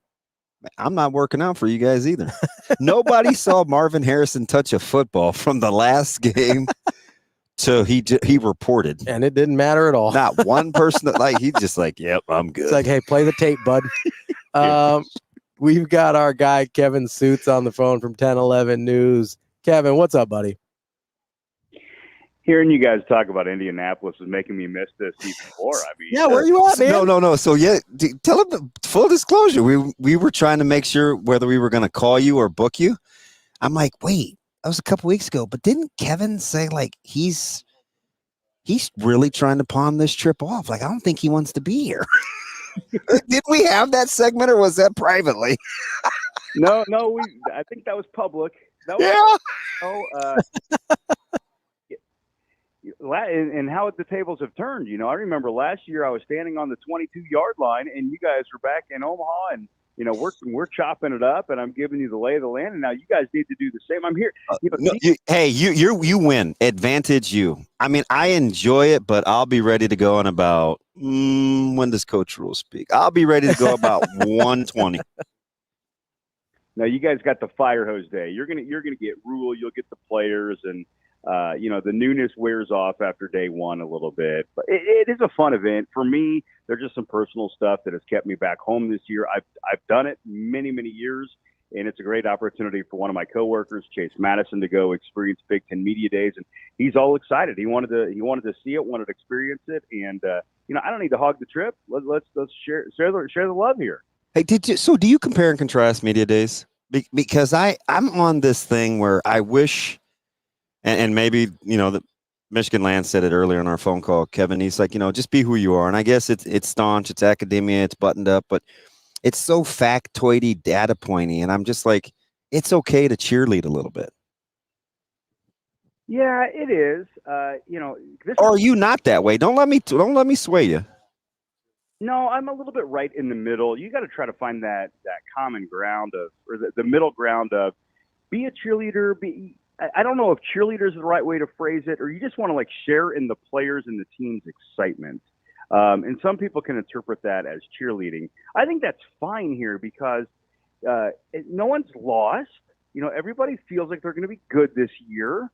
And if they don't share it with anybody publicly. But you also want to try to find out, what's been cooking, because we haven't talked to a lot of these players since spring games. So there is an element of you got to find something newsworthy. The problem with media days, though, guys, is the amount of media that attends this event has increased every single year. So then within the reporters and in the media corps, it just seems to get a little too stuffy and competitive that everybody's trying to get the best quote. Everybody's trying to you want to be the guy that gets the big nugget. And sometimes that can really taint the whole experience, and I'm not saying that the media, the reporters shouldn't try to be competitive, because you still want to do that and you still want to try to get the big headline. But the intensity of it, that then starts to take away from the point you're making, DB, about trying to be the cheerleader, trying to have fun, and trying to make sure that you get these guys to show some personality. And I've always said that's number one for me when we get the interviews. As much as you want to get the information, you want to just let the guys have a conversation and not an interview. If you can do that, you've succeeded at Media Days. We're talking with Kevin Sjuts from 1011 News in Lincoln. I would use the term, Kevin, I would use the term like advocate. I want to advocate for my league and for my teams, whether it's, it doesn't have to be the full SEC thing, right? Where you're putting on the whole dog and pony show and you're, beating your chest and everything like that. Like, I understand if that's not who you are, right? But I think you do need to advocate for your league and for your team and show to a certain extent, people that either aren't paying attention or like Michigan State's a great example. DB's forgot or brought this up a couple times that people have kind of forgot that they made this incredible hire in Jonathan Smith. Yeah. And like, if I'm Michigan State, great hire. If I'm Michigan State, my whole thing is like, hey, we got one of the premier college coaches in the country to come here to be a part of this conference, to be a part of our university. Like, that's like, to me, there's a difference between that and cheerleading. If nothing else, he's one of the few that survived the 2018 mass hire list that actually had success. I think the only one. I think he's literally the only one from that class that survived. Yeah, it's crazy. I haven't thought about Jonathan Smith since probably April. No, that's exactly you're not alone, Kevin. You're not alone. Yeah, so that's a great point, Ravi, that, you're right. It is a chance to, and here's the thing, like, this is what media days really are, whether it's the American, the SEC, the Big 10, the Big 12, keep going down the line. Like, you get the spotlight. And I think that might be part of the reason why the SEC goes so early, and they traditionally have, is because they want to be first, they want to be front and center. And that's where, Nebraska, or the Big 10, when they made the move to Indianapolis and Lucas Oil Stadium, there was some skepticism at first, but now it makes total sense because there is more space. It is more accommodating for everybody, not just the media, but the teams. It's a better experience. You're not in a ballroom in Chicago anymore. And so everything lines up that it's just easier. It's more of a production. It's a bigger event, and it's just easier to showcase Big Ten football. I don't know if you watch Parks and Rec at all, Kevin, but there's a scene where one of the characters, they're from Indiana, right? So they come on and they get a chance to come on Lucas Oil Stadium field. There is, even for, like, this is my first time in Big Ten Media Days. It was kind of cool just walking out onto the tunnel onto an NFL football field. And, like, that's a lot cooler of an experience than walking into a basement in a Chicago hotel. You know what I mean?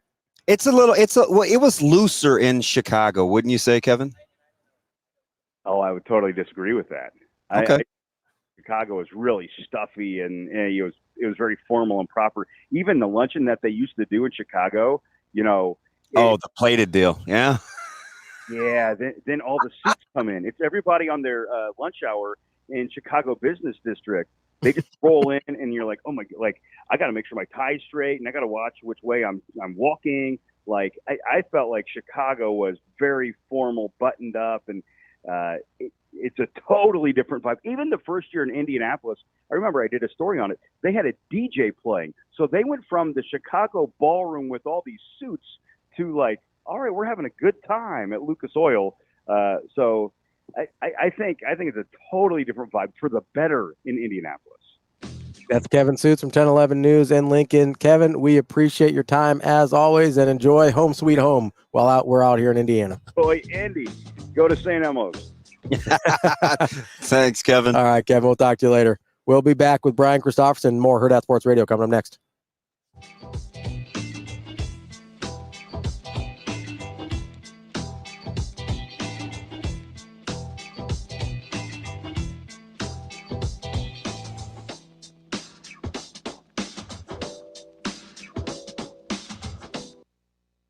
We will be back.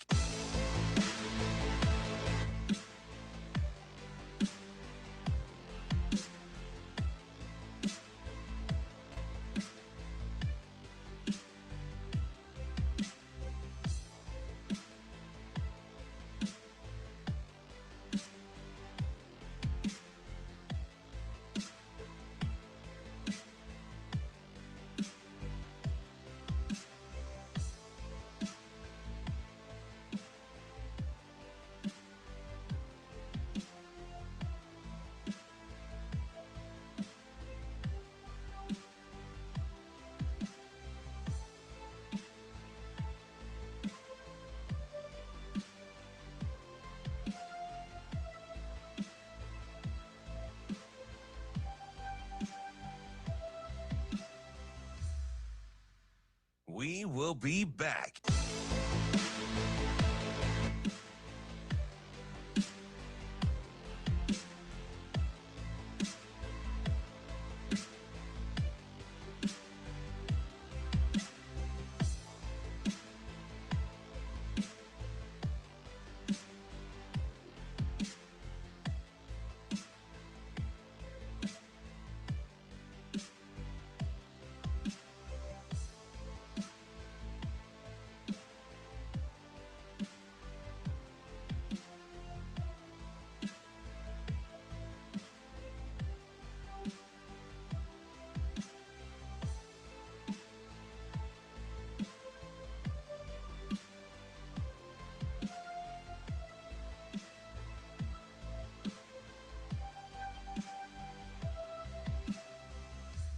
We will be back.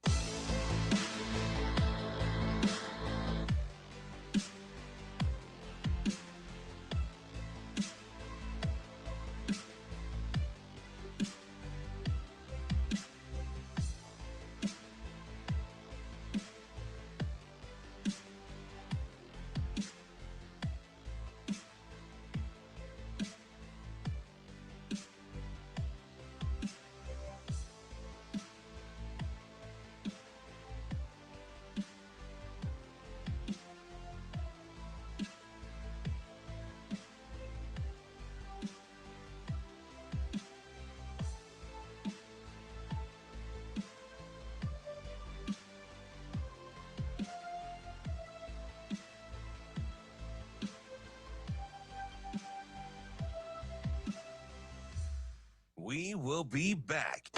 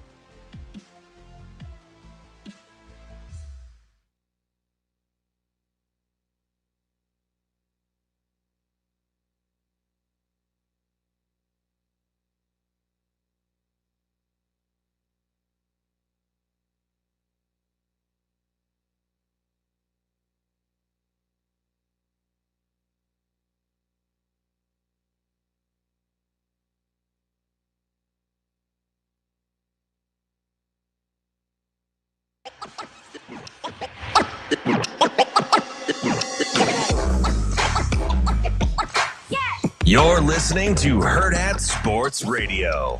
Here is Husker 24/7 senior writer, Brian Christopherson. Yeah, it'll be a little bit of a circus act. Brian Christopherson. Well, I mean, that's pretty interesting. Brian Christopherson. I kind of enjoy that. Here is Brian Christopherson. I hope there we go. My whole microphone thing.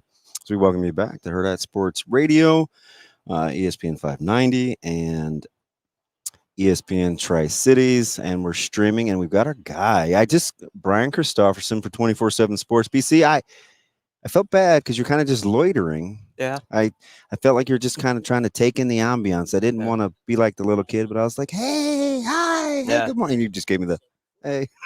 Oh, I didn't want to interrupt. You guys look like you were hard at work. You know what impresses me about you guys who do the radio is in between breaks, you're like MacGyver. Like, I get nervous. I'm like, I got to have my headset on like 2 minutes beforehand. You're like walking around and they're like 15 seconds and we're on the air. You're like MacGyver. Yeah. You're just like, oh, let's go. Let's put it up right against the last second. I really think that's cool. I listened to, so Sasha, she's worked with me for 10 years at least. And she gives me the 3-0. So I know I have 30 seconds. That's enough time for a former running back. It's plenty. I can just mosey on over. I got to say my pleasantries to Foreman, and we're here. So are you looking forward to this? I thought yesterday was just a little. I wasn't here yesterday, but I heard it was boring. Yeah. So that's so that's the consensus. Yeah, that's what I heard. That was a word in the hotel lobby. Should we just settle for that with the Big Ten? Because maybe I just need to get over it. Yeah, I never really expect too many fireworks here. I mean, I'm really interested in our dudes that we cover. Like, I mean, granted, we could do this down the street in Memorial Stadium, and not travel all the way here to do it, but it's kind of fun. It says it's like the marching man being on the field before the game media days to me. It's like, okay, Mr. Touchdown USA is playing now. We're about ready to go. So it always kind of gets me a little fired up. I'm not going to be a curmudgeon about it. And I'm excited to hear Rhule, who is always, as you know, one of the most quotable guys. So he should be good. So it's interesting because I was talking with Ravi. I'm excited to hear Deshaun Foster, and he has to go first. Yeah. Right. He's at 11:30, and so I'm thinking, ooh, he's going to kick this off as a first-year head coach. That interests me. The back three, where you go, Coach Lincoln Riley, Coach Rhule, James Franklin. And then right in there's the guy that handles the media better than most give him credit for with Coach Ferentz. I think who was really good here last year. Yeah. I felt like when he left the podium, I told some of the guys, I'm like, I think he thinks they're going to be pretty good. Yeah, I think so too. They're picked 5th by the media, and I actually think that's fair when you look at sort of up and down and their schedule. I think it sets up well for them. This is the best day of the 3 in Indianapolis, and I'm not just saying completely that. Agree. Nebraska's here. USC, UCLA add the intrigue. You mentioned Deshaun Foster. I was talking with Bill Bender of the Sporting News, and he was like kind of going back and forth between USC and Nebraska about who he should direct his attention to. So I do think Nebraska is up there in intrigue to people outside our bubble. There's definitely a sense of these guys are really perhaps ready to turn the corner for real now. We kind of believe it from people that aren't in the 402 or 308. Let me pit this against your personality, because you're notorious for being able to stay in neutral, right? Never too high, never too low. You get the sense, though, are we prepared to take on the importance of seemingly just year 2? Because this seems like an extremely important year, maybe not just from a success standpoint, but we got to take advantage of the interest. That's the way it seems, right? Like there's a genuine interest and buzz with Nebraska that's not coming from internal. I think there's those certain off seasons you get sometimes, and this is one of them in year 2 of Rhule, where when he speaks, and he's got such a great gift for gab, as we know, people nod their heads and they believe right now. Like it makes sense to them. It's like, yeah, that feels like it's going to work. But you do need to back that up now, add a couple more wins, get to I don't know what the number is. I'm not going to put one on it, but you know what I'm talking. You got to get in that 7-8 win category at least.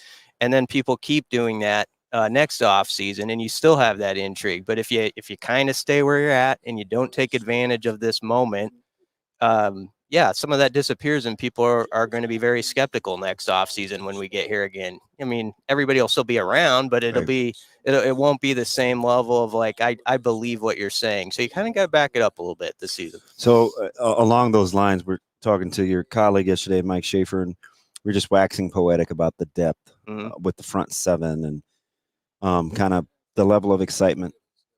Have you thought about, or will you allow yourself to think about, if Dylan Raiola is better than advertised? I can think about that. Yeah, that's fun to think about. Why not, right? I try to keep it buttoned up, right? I'm a 2.5 to 1 touchdowns to interception guy. I'm 25-10. I'm 2,900 yards. Like I'm very homemade vanilla, right? I think that's a good way to be. Our crew's like that too. We took some flack because we had them lower on our little summer list. We had them 8th, and maybe that was too low. I would agree, possibly, in looking back on it. But not by much, though. Yeah, he hasn't played a college snap yet. I'm excited about him like everybody else. I think his ceiling is incredibly high. But I'm kind of like you. Let's just go steady and prove it. And the thing I don't want to undersell, like the guys that we have here from Nebraska today, who have been in this program 4 or 5 years, they're the ones who, if they play at a high level, that are near the top of our list, that they allow Dylan Raiola to not have as much pressure on him. He doesn't have to be Superman in year 1. And it's because of guys like Gifford and Ben Scott and Ty Robinson, So I think I don't want to lose sight of that. So if Nebraska had to have a pulse, I talk about yours, right? Neutral. I kind of like the way you rev steady. If Nebraska is going to pick a guy and they want to have his pulse be the barometer of this team, I'm tracking. Is that guy going to be in this room today? I think so. Are we thinking the same? This is You going with Gifford? Yeah. Yeah, me too. Yeah, I would say Gifford. Gifford is just so. I actually love when he comes into the media room like during the season or for like the 5-minute interviews because he's just no nonsense. He's just like he's got a little bite to him. Like your question better have a little. You better have thought about it or something, or have a follow-up ready. Because I like guys like that. I like the guys that keep you on your toes.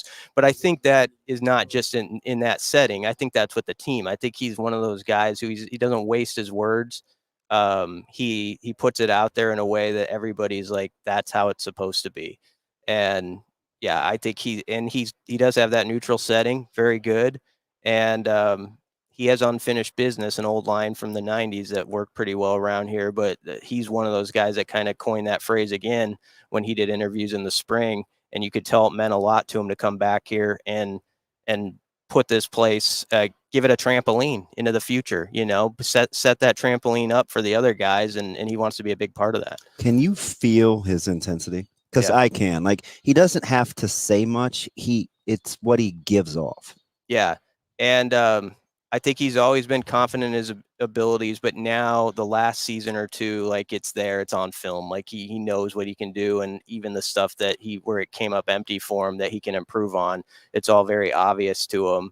I know obviously Evan Cooper's not in the program anymore, but you go back to what he said in the spring, it still matters. As a coach who worked with him all the time, he's like, he's as good as anybody in the country at that spot. And that's what he thought. And he wasn't one to just say stuff like that. So I really, when he said that, I was like, okay, the guys who see it every day really believe in him, not just as a leader, but as like one of those all conference type players. He's got that type of skill, and Nebraska's got to win those games now. So guys like him get their individual notice too. That's something that's gone by the wayside when you only win 5 games. You're not going to get first team or second team all conference, and guys like him might warrant it, but they need to be on a team that wins 8-9 games or something like that. You allowed yourself, looking at the Big Ten Conference, they easily could boast, whether it's statistically, they have the front runner for the Heisman in Gabriel.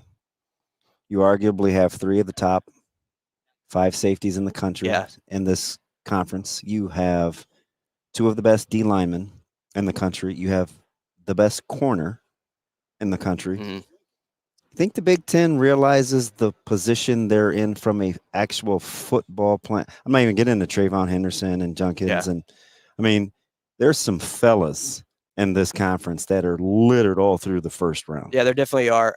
I got a chance to vote for that like Big Ten list where they put out 12 guys to watch. And I know people don't pay a ton of attention to it, but I put Nash on there, give Nash his due. I think he's another guy who can be an all conference type player, but as you talk about that, and I looked at the list of options that I had, it's really hard to make the top 12 on that list. Isn't it something? It's incredible. So you could almost act like that was a homer pick by me, because there are some dudes that you're, like you say, first round guys. Ohio State, you could pick like 5 guys, frankly. They're just, I mean, Moore's a safety at Michigan who is amazing. Yeah. And he's behind West Lafayette. He's behind Wisconsin. He's behind Columbus. Yeah. He could potentially be behind Nebraska. Like, it is a deep league. Yep. It's a loaded league, but still with those top end guys, I think it's going to come down to, and this is where Nebraska, I think there's a quiet confidence. You got to have that depth. You've got to have those guys. Maybe they're not all conference guys, but your second team guys can step in October, November, when someone goes down or you have to give some reps and you don't see that drop off. That was a big thing last year with the defense. I was so impressed with Tony White is they could play 20 to 25 guys. And I didn't necessarily notice when like the 14th or 16th guy on the roster was out there. And can they keep that up now is the big question. We've kind of taken for granted, I think, all off season that they can. Like, it's sort of just, like that's going to happen. I'm with you. But I kind of want to put, that in parentheses or something like, let's just, you got to back it up. And that's another reason why. Do not take these guys for granted that are here today for Nebraska. They've got to be top tier guys. They've got to make a step, just like Dylan's got to make that step for the QB position. So it's just as important. It's all got to come together. We got only about 15 seconds. Is this the first year you feel like the staff can be comfortable if they don't like a way a guy's playing? They've got viable options. I think at certain spots, definitely. Like, I think there's some of that on the O-line. I think definitely at wide receiver where D-line. Yep, you're right. Van Poppel and Lafotu, Judy. I think some of those guys you go through it. There's some guys who they're gonna need to get some reps at some point, and if someone else isn't showing up, they will.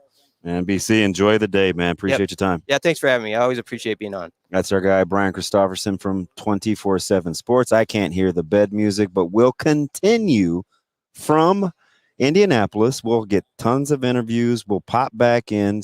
We'll get you access to us. Make sure you're part of what we're doing over here at Hurrdat Sports Radio. We'll see you tomorrow. We will be back.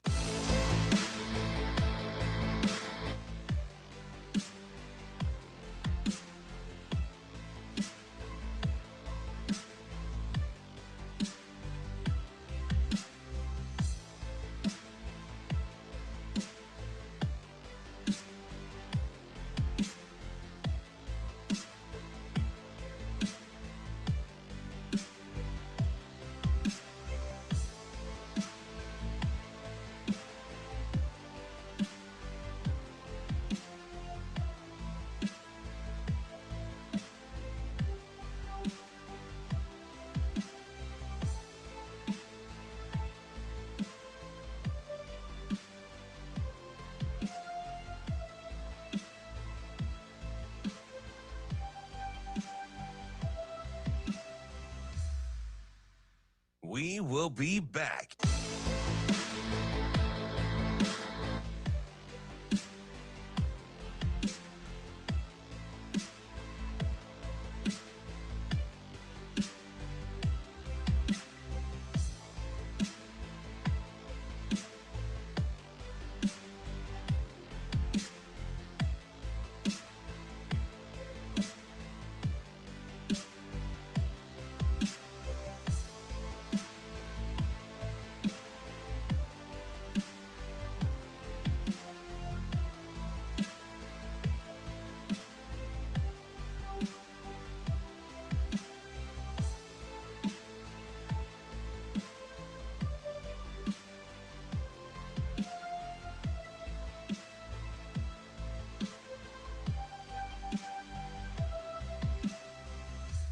We will be back.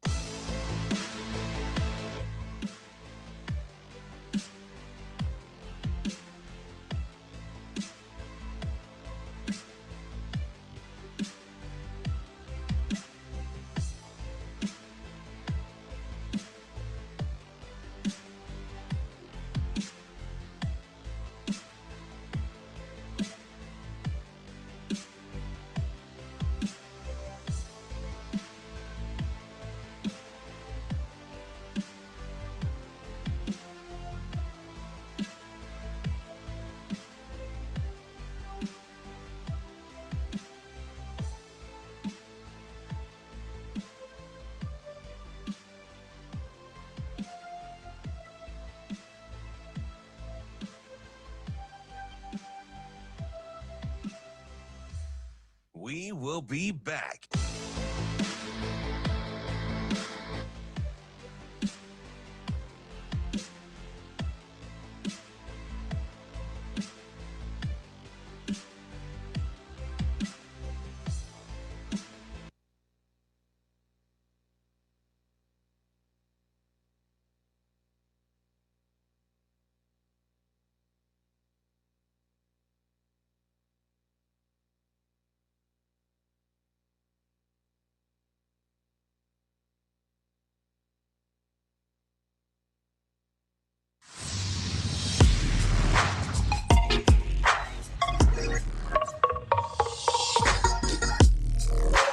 You're listening to Hurrdat Sports Radio. You know, our focus is on this preseason. It's the next step. And, you know, sure, a lot of coaches will say it. You know, you can't really, focus on what happened the year before. You can't get too worried about what's coming down the road. But we all know there's a lot of, noise and a lot of hype around this team. And what we can't do is, let those distractions, grab our focus from what we need to do day in and day out. We know it's going to be a long season, but we got to have a great preseason. We got to have a physical preseason. We got to lay that foundation for what's going to come as we head throughout the season. Kicking off hour number 3 here on Hurrdat Sports Radio, AM 590, ESPN Omaha, ESPN Tri-Cities, KFOR in Lincoln. That's DBM Ravi, Lulla. And, I was talking earlier about my interview with Brandon Kinney. That's going to be featured in the Hale Varsity Yearbook for football in 2024. You can secure yours today by going to hurrdatsports.com. The Hale Varsity Football Yearbook features exclusive interviews like the one I talked about, position breakdowns, one-of-a-kind photos, and more, so you can get an inside look at the 2024 season. Go to hurrdatsports.com to order your copy today through August 11th. Who's editing our deal? Our yearbook or our Yeah, I mean, we got to get 50 minutes down to something that's workable. Here's the cool thing about the yearbook this year, which I don't know a lot of people know about. I hope I'm not spoiling anything, Sasha. So we're going to take some of the stuff and turn it into stories or Q&As. We're also going to have QR codes in the yearbook itself that you can scan those and watch the entire video. That's pretty on cool. YouTube, but it'll be a private channel, so you have to have the yearbook in order to get it. It's going to be, so if people want to see our entire almost hour conversation. So that's unfortunate because the piece on legacies is going to be pretty sweet. Oh, yeah. 100%. Like that was a really cool idea. Yeah, and that's the theme of the whole yearbook is building a legacy and the different forms that takes. So it's going to be pretty. I think it's going to be a pretty great product, and I'm excited to have gotten to be a part of it. And as you heard, DB, him and I had a little conversation too. Went a little deep in some areas. I tried to protect him a little bit, but then Sasha threw him under the bus. Sasha and Avery started with one more question. It turned into 3. Yeah. See, I got you out in a half hour. It was them. That was their problem. Yeah. I get it. I totally get it. In my defense, I wanted to tie the whole thing together, like the whole legacy element of what we were doing. So like I had to ask that one. Avery is the one that asked the tearjerker. No, I understand. As we're waiting, we're going to grab Coach Rhule here in a second. We'll actually maybe get to go first. That's incredible. Well, you first preferential treatment. I think so. I mean, you're his guy. I think that helps out a little bit here. You think? That can't hurt. Yeah, I'm pretty excited for it as he's over there suited and boot. Look, he's mad at me now. He's like, come on, man. He's already mad at me. You just got here and you're already mad at me? Yes, Coach Rhule just asked where DB's sweatshirt is. Coach, how are you? Nice to meet you. Hey, just say good morning. Can you just start with a simple good morning? Do you mind? I don't want to mess up your hair. Can you put on the headsets? Look, you look sharp. I mean, there's no shame for DB. He saw Coach Rhule walk in the building, and he had a text sent off 30 seconds later to see if he was coming over. I need it. So there's zero shame in DB. How you feeling? Pretty good. I'm just so fired up to talk to the media for 8 hours. It's like my Super Bowl today. So we're joking, right? One of the things I do think you do really, really well, a perceived negative doesn't. You have this ability to kind of spin it on the fly, right? This isn't fun. It's not. It's 8 hours, right? But you're going to find a way to maximize in this environment. Well, this is the job, right? So not all of us love every part of the job. There's really 2 parts to this, though. It feels like it's too close to this. Yeah, see, I'm that guy too. There's 2 parts to this. There's going to be the conversations about football, about the team, and I love that. I can talk football anytime, anywhere. I'm down at the Texas High School Coaches Association clinic this past weekend, and some couple guys like, Coach, you're always around. I'm sitting in clinics listening to people talk. I'm like, well, I like football. Then there's going to be where they take me in the back room and make me take 50 pictures and ask me what my favorite Halloween candy is. And Coach, that I can promise you, like even putting a suit on this morning was like a labor of love. So, Coach, what is your favorite Halloween? No, I'm just kidding. So I do appreciate. I do feel like we get a good glimpse into your personality, though, and I think that's what a lot of people. That's all they're kind of looking for out of these things. Obviously, it's not the part of the job you like the best, but it is, like you said, it is part of the job now. Like this is a different time. DB was talking about how Coach Solich back when he was head coach at Nebraska, he was kind of in that transition where for a long time you could just be a football coach. And now there's a whole lot more that goes along with it. And there's guys that are kind of football junkies that, don't tend to love days like these too much. Well, my number one job is really to make Nebraska relevant nationally. My number one job is to infuse energy into the brand on a national level. And so flying in a day early yesterday and getting, instead of leaving at 3, getting up here at, getting here by 2 to go do the Pat McAfee show. That has brought, I can't tell you how many people ever across the country that I go that say, oh, I saw you on McAfee, or I saw you on Bustin' with the Boys. So you have to take time to do those things. And you're doing them, just like I said to you guys last time, because you're trying to infuse national attention onto Nebraska. And you're doing that so that it doesn't replace winning. But when you win, it's like, hey, they win and they're cool. And so you're just trying to, be that team that, we want to bring energy without, I don't want to be a clown. I don't want to say things, I don't want to disrespect other people. I don't want to, talk in memes on social media, like and mock people. I want to do things the old school way, but still bring a lot of energy. So when you get a platform like this to kind of showcase the program, but the 3 that you picked, it's pretty buttoned up, tough, good representatives. What's the balance there? Are you kind of the face and let them kind of be the body, or how's that working? Because you got some fellas. Yeah, this was the hardest year I've ever had to pick who to bring. I would agree. And I try to bring seniors, and really I could have picked 10 guys on defense. And so, but one I'm going to ask you about in a second. The reason why I brought these 3 guys is you're talking about 3 guys who've graduated. You're talking about 94 starts. You're talking about 3 guys that could have gone on and played pro football, but made the decision to come back for another year. So if anything, can I honor them that way? And, like Tommy's not here, but, we put out the Chasing 3 and it gets into a little bit of Tommy's life, right? And a little bit of Jamari's life. So I'm just trying on this broad spectrum, trying to give every person an opportunity, whether it's coming here, whether it's, profiling them, doing something so that our fans get to know all of our older players, because, these guys, they've kind of stood in the gap and they've been here through the tough times, and I want them to experience the good times. One I want to ask you about, because of his particular affinity for you, and I watch you guys interact, and I think he's amazing. You've changed his body twice. He went from long, lean to putting on some muscle. Now he looks like he can plant a 4-eye or rush the passer. Jamari Butler has flourished being around you and close to you. He thinks the world of you. He's kind of overlooked. He led you guys in tackles for losses last year. He came out of nowhere. Right? Yeah. The overlooked part, I don't know, because we don't overlook him. You know what I mean? So that might be more like as people talk about the team. But I think on our team, I don't know if there's more of a vocal leader. I don't know if there's more of a heartbeat of the team. The reality with Jamari is he's got another year if he wants it. So, I'm not trying to kick him out the door. I'm not trying to bring him here like, I hey, watch bro, you guys pal around and joke around and exchange, sparring. And Damon, once the guys kind of kill the bear in their brain, there's really 2 bears they got to kill, to quote Brett Haskell.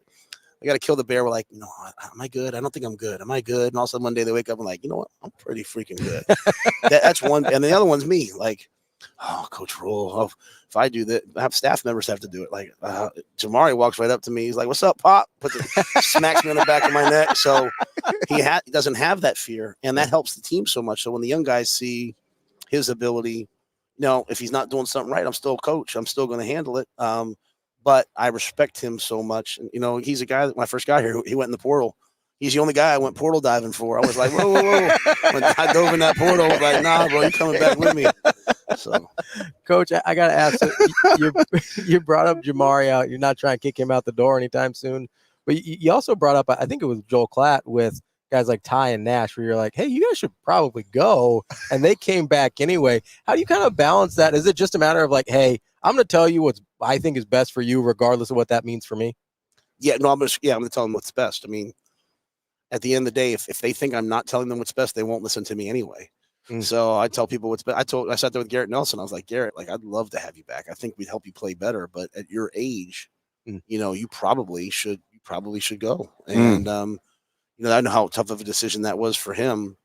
So I've told all of these guys, like Johnny Bullock. I mean, Johnny Bullock left, and then he sat there for like a week, and everyone kept saying to me, like, hey, man, he's thinking about coming back. Should you should reach out. I'm like, I'm not reaching out. Like, this is his life. This is his decision. It's the same thing in recruiting. Like, people sometimes will say to me, I can't believe we didn't get so-and-so. And I'm like, it's their lives. Like, if you just take that approach, in the end, people will gravitate towards you. Like everyone's like, someone asked me last night, what'd you guys do to flip Dylan? When he said he was going to go to Georgia, we said, hey, good luck. And every time he was around, I said, what's up? How you been? Do you remember what you told me about that? I have not. So he gets away. He's going to Georgia. And you said, hey, look. You said, look, bro, like, we're going to wish him the best. You know, I work with his uncle. We're going to have a great offensive line. I want him to have success at Georgia. We're going to go recruit Dayton, and I'm going to wish him the best. And it was just like, and I walked away from that. I'm like, you had a lot invested in that. Yeah. And you were just, it's because you just said it a minute ago. And I tell this to people that because of your personality, you have this ability to be able to walk away, but people still know you care. It's almost uncanny, right? It's like, wait a minute. I thought you, don't you like me? It was again, it's their decision, right? Whether it's a staff person leaving, whether it's a player leaving, whether it's a guy going to the NFL, it's their decision. And if I'm different the minute they leave, then I'm not who I said I was in recruiting. So to me, it's like, I mean, I got a text the other day. I mean, I got a text just yesterday. Chief Borders was at a Chris Stapleton concert. He was that is wild. He was complimenting me. He said, I see you losing a couple pounds on Twitter. I was like, just a couple, buddy, not very many. But my point is like, I was his coach. I coached him. So like, I have that relationship. I'll have that relationship with him forever. When it was his time to leave, he left. We get too emotional, make too much out of everything. You to told me that. Recruiting is only for me about the ones I really want. Do I get them? And when they're there, are they going to be successful? It's not the ones that get away. Sometimes guys say I'm going somewhere else and I'm relieved because as we've gone through the process, they're not the right fit for us. Sometimes guys leave and I'm like, oh man, but I told them to come here because I wanted to help them. So I want to help them in the next phase. So I don't know if that makes sense, but it just kind of makes sense to me in my brain and our building. So, Coach, you mentioned, people get too emotional about stuff and how they can't quite, detach themselves from the results of the process. But at the same time, I see you as a very relational coach, and I have to imagine that gets emotional at times too. How do you kind of separate those two things between being emotionally invested in the guys that you recruit and that you care about, but not being so emotional that you can't detach yourself from their decisions? Well, no, I mean, it doesn't mean I'm not disappointed. It doesn't mean I'm not hurt. Doesn't mean we all have emotion. Yeah. We need to live with emotion. But we can't get emotional. We can't have it override us. It's a t-shirt. Have you guys, have you watched Inside Out 2? Have you seen Inside Out 2? Yeah. On we. Have you seen it? I have. But I mean, like, it's like, I try to tell guys all the time about anxiety. Like everybody has anxiety. Everyone's anxious. Is it disrupting your life? And so it's like, and the movie does that so well. I was like, man, this is the best movie I've ever seen. But anyway, it's the same thing with this. Like, yeah, I get emotional. Yeah, I get fiery. Yeah, I get upset. Yeah, I'm passionate. Yeah, I recruit people when they don't come. I'm like, man, but I don't allow that to rise to the next step where it affects my decisions. Like, he who angers you owns you. Like, so I'm going to just walk away from it. And as I told the team, my message to the team all the time is when you get adversity, don't just get through it, find a way to make it better. So if a great player says he doesn't want to come, go find someone else that's fits us better. And that just kind of cascades throughout the entire team. And I think when you lead that way, I'm trying to get our team to become an unemotional team. Like, how do you win these close games? Being very unemotional. Now, playing with great emotion and passion, but not like, we're up or down. People talk to me about something that happened in 2021. I'm like, oh, come on, man. Like, so like, and I get it. Like, and that's fun, right? That's fun. That's what drives shows and all within the locker room, within the building. Man, let's not be emotional. Let's just attack every single play every day and see what happens. Yeah, as Micah would say to Zoe, ennui. Like that's the favorite. That's the favorite. So character. You're telling me I could have skipped 6 months of therapy by watching Inside Out 2? There's no doubt, bro. I'm just telling you. It's like you're saying to yourself, like, man, they wrote this for the kids, but really it's for the parents. And I've watched 1 and 2, and I can't wait for Inside Out 6 because they'll be hitting about the 50-year-old range because I need some help figuring me out. I appreciate your time, man. You enjoy you'll attack the day. I won't say enjoy the day. Well, yeah, that's the point too, though. Like, and I just joked that again, anytime I have a chance to talk Nebraska football and about our players, I'm proud to do it. But we've all got to be great at the things we hate. We've all got to be great at the things we don't like. And so if they ask me what kind of candy bar I like, I'm gonna go get our roster limits to 120. Go do that. That ain't happening, bro. SEC baseball changed that. Can I just say I do appreciate you taking the time here, but I also, as a guy born and raised in Nebraska. I do appreciate how you're always talking about, hey, it's not just the football team. It's not just the university. I need to represent the state well. And I think that's why so many people connect with you. So just for me personally, as a guy born and raised here and who loves this place, thank you for doing that. No, I appreciate that very much. Appreciate it, Coach. Is head coach Matt Rhule joining us here on Hurrdat Sports Radio. Really appreciate his time. We got him first, so I don't know if that makes us best, but I do appreciate that for sure. With Coach Rhule there. And now I need to ask for a refund from my therapist since I could have just watched the movie. Dude, it's incredible. I did see the first one. And it was pretty great. So maybe I'll have to, I don't watch a lot of animated movies, but I might have to make an exception. Yeah, do one for that one. Since I got the Coach Rhule seal of approval, I might have to give it that one. But really appreciate the time he gave us there. There was we talked a lot about Jamari Butler yesterday and how, he's kind of Terrence Knighton talked about how he transformed his body. Another guy that we heard from on the radio was EJ Barthel in talking about running backs, and a name that he dropped in there that I was a little surprised by because we saw him working with the first unit and wide receivers in the spring was one of my favorite guys, Janarin Bonner. Yeah. Now back at fullback, although, is that in your mind when you see that? Is that like kind of a technicality? You kind of expect him to line up everywhere? Everywhere. Because that's the guy I'm looking for a lot. I think he can be special. Yeah, so he's a great pass catcher. Mm-hmm. He gives you the ability. Just imagine, right? You break the huddle and you think you're in 12 personnel with Borkacher, a running back, and Bonner. Those guys can line up anywhere. Yeah. You throw in Luke Lindenmeyer and Janarian Bonner. Like, they can line up anywhere. Mm-hmm. They can be inline. They can be hybrid. They can get to duo. You can run split zone. They can kick out. You can throw them the ball. He's a great route runner. He's a natural kind of mismatch for number threes. Yeah. Defensively. For he's just a headache. And I've said this before about Bonner. I remember because I'm like, hey, we're forgetting about this guy. We're forgetting about this guy. I brought him up a ton last year. He knows this offense as well as anybody. Yeah. So he reminds me of Jaheim Bell. Yeah. That's the guy from South Carolina. He was at South Carolina with Coach Sat. He ended up going to Florida State. He was really good at Florida State last year. That's the guy I looked at when I was watching that South Carolina tape. And then I kind of look at Nebraska's roster. I was like, I think they've got that guy on their roster if they can figure out how to use him and how to get him the ball. And you know me, you're talking about these 12 personnels that aren't what they look like. You know what I hear there? I hear San Francisco 49ers, baby. That's what I hear. I hear the kind of, you got Juszczyk lining up wherever he wants. You got right. That guy's a weapon. You got Kittle lining up wherever he wants. You got Debo and Ayuk as long as he's there still, Just imagine this guy that puts together defenses. That's a nightmare. One of the things that I ask our guy upstairs is I always want personnel packages. Yeah. Hey, is 10 in the game? Hey, is 12 in the game? One back or two. Right, because that helps with pre-snap calls because it's not just a crapshoot. Right. Yeah. I don't want to be in chopper when they have two tight ends. Right. It's pattern recognition. Right. You're trying to recognize their personnel patterns with what your defense likely matches up with best. So when guys like that break the huddle, it doesn't give you much to go on. Nope. But you need. So what do you do conversely? You have guys like Javen Wright on the other side. You have guys like Bullock. You have guys Prince Will, who can do multiple things within a defensive unit, right? Gifford, I think, is kind of like that on that next level. Yeah. Do I want a guy to be able to come out of the box and be able to get into the flats or get underneath a number two, or do I want to be a safety? And right? They showed us 10 personnel, but these guys are both wings now. They're tight slots. Could be a run. Yeah. Can they fit in the run game? Right? Like you have to have guys that can do that. Yeah, and I know when we talk about positionless football, we talk about it a lot on the offensive side of the ball with guys we're talking about, but you just brought up a great point there. We almost never hear it mentioned on the defensive side of the ball. It totally matters. You want to be a guy that doesn't have to come off the field. It matters even more, right?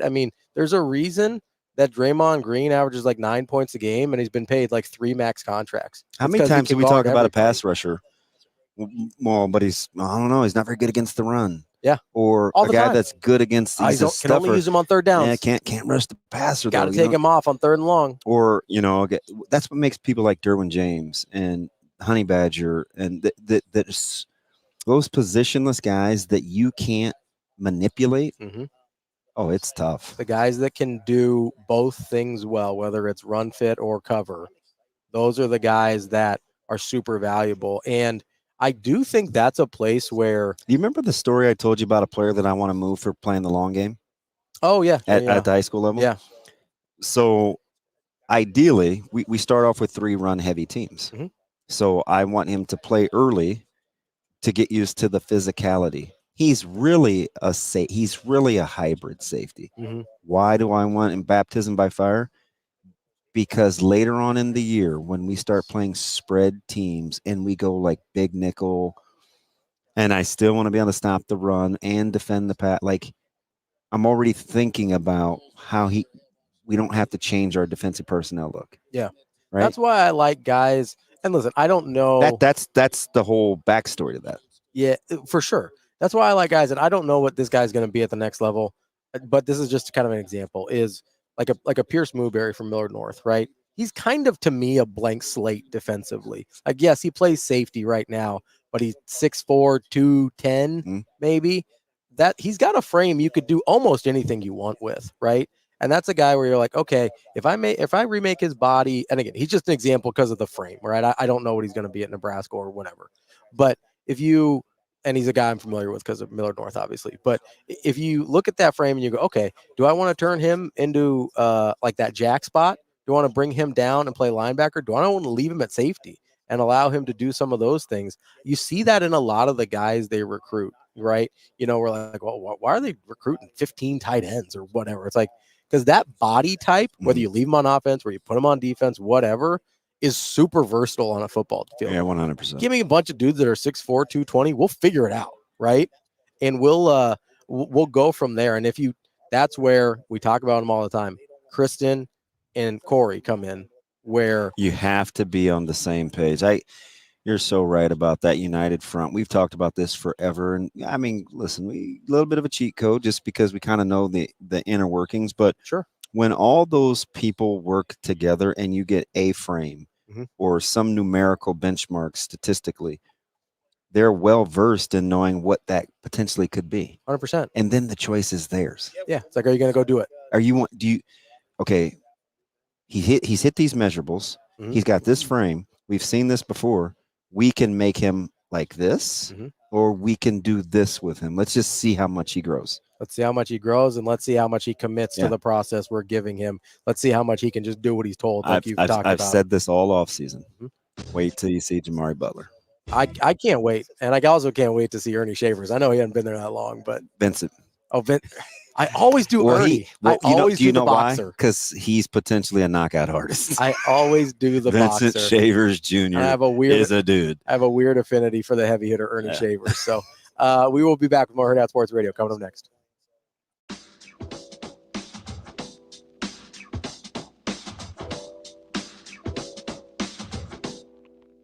We will be back.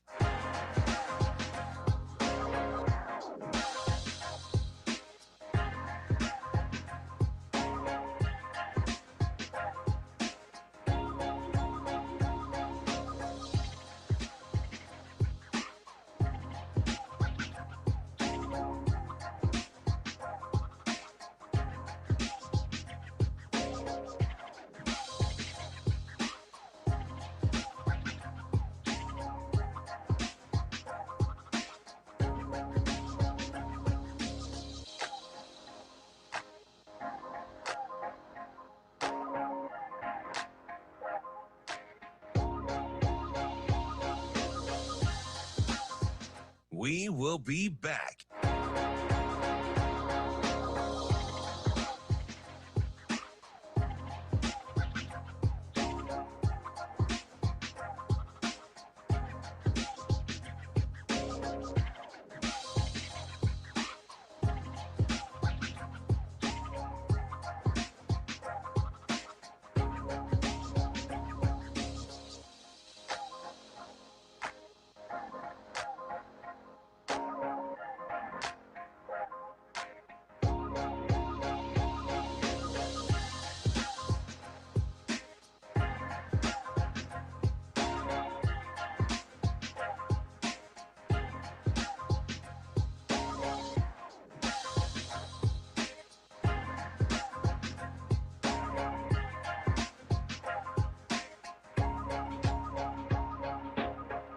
We will be back.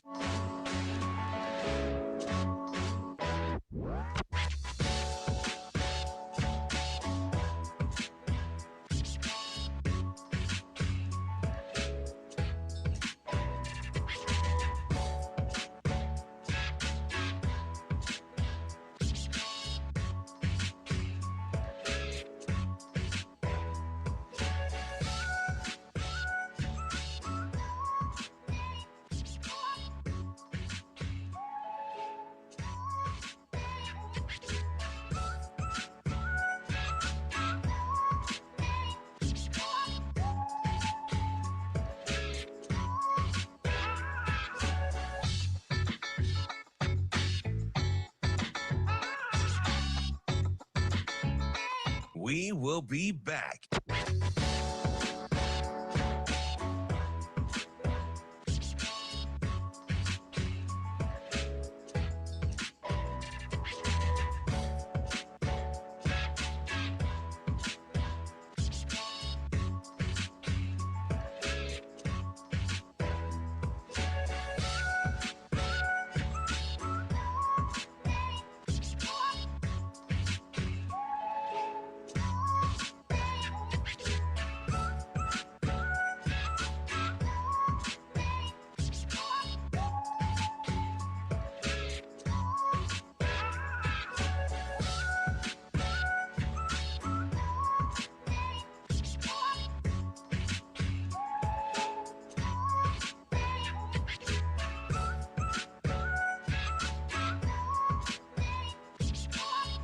We will be back.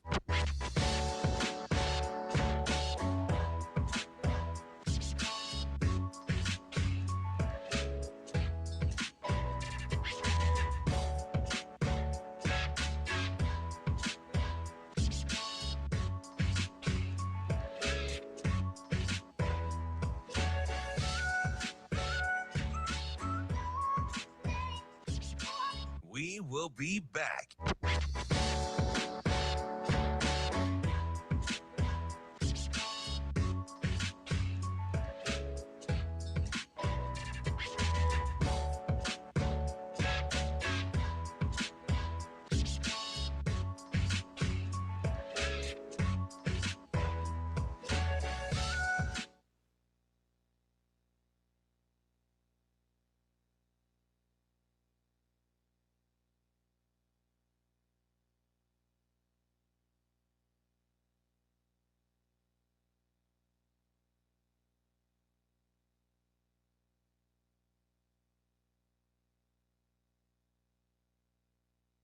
Well,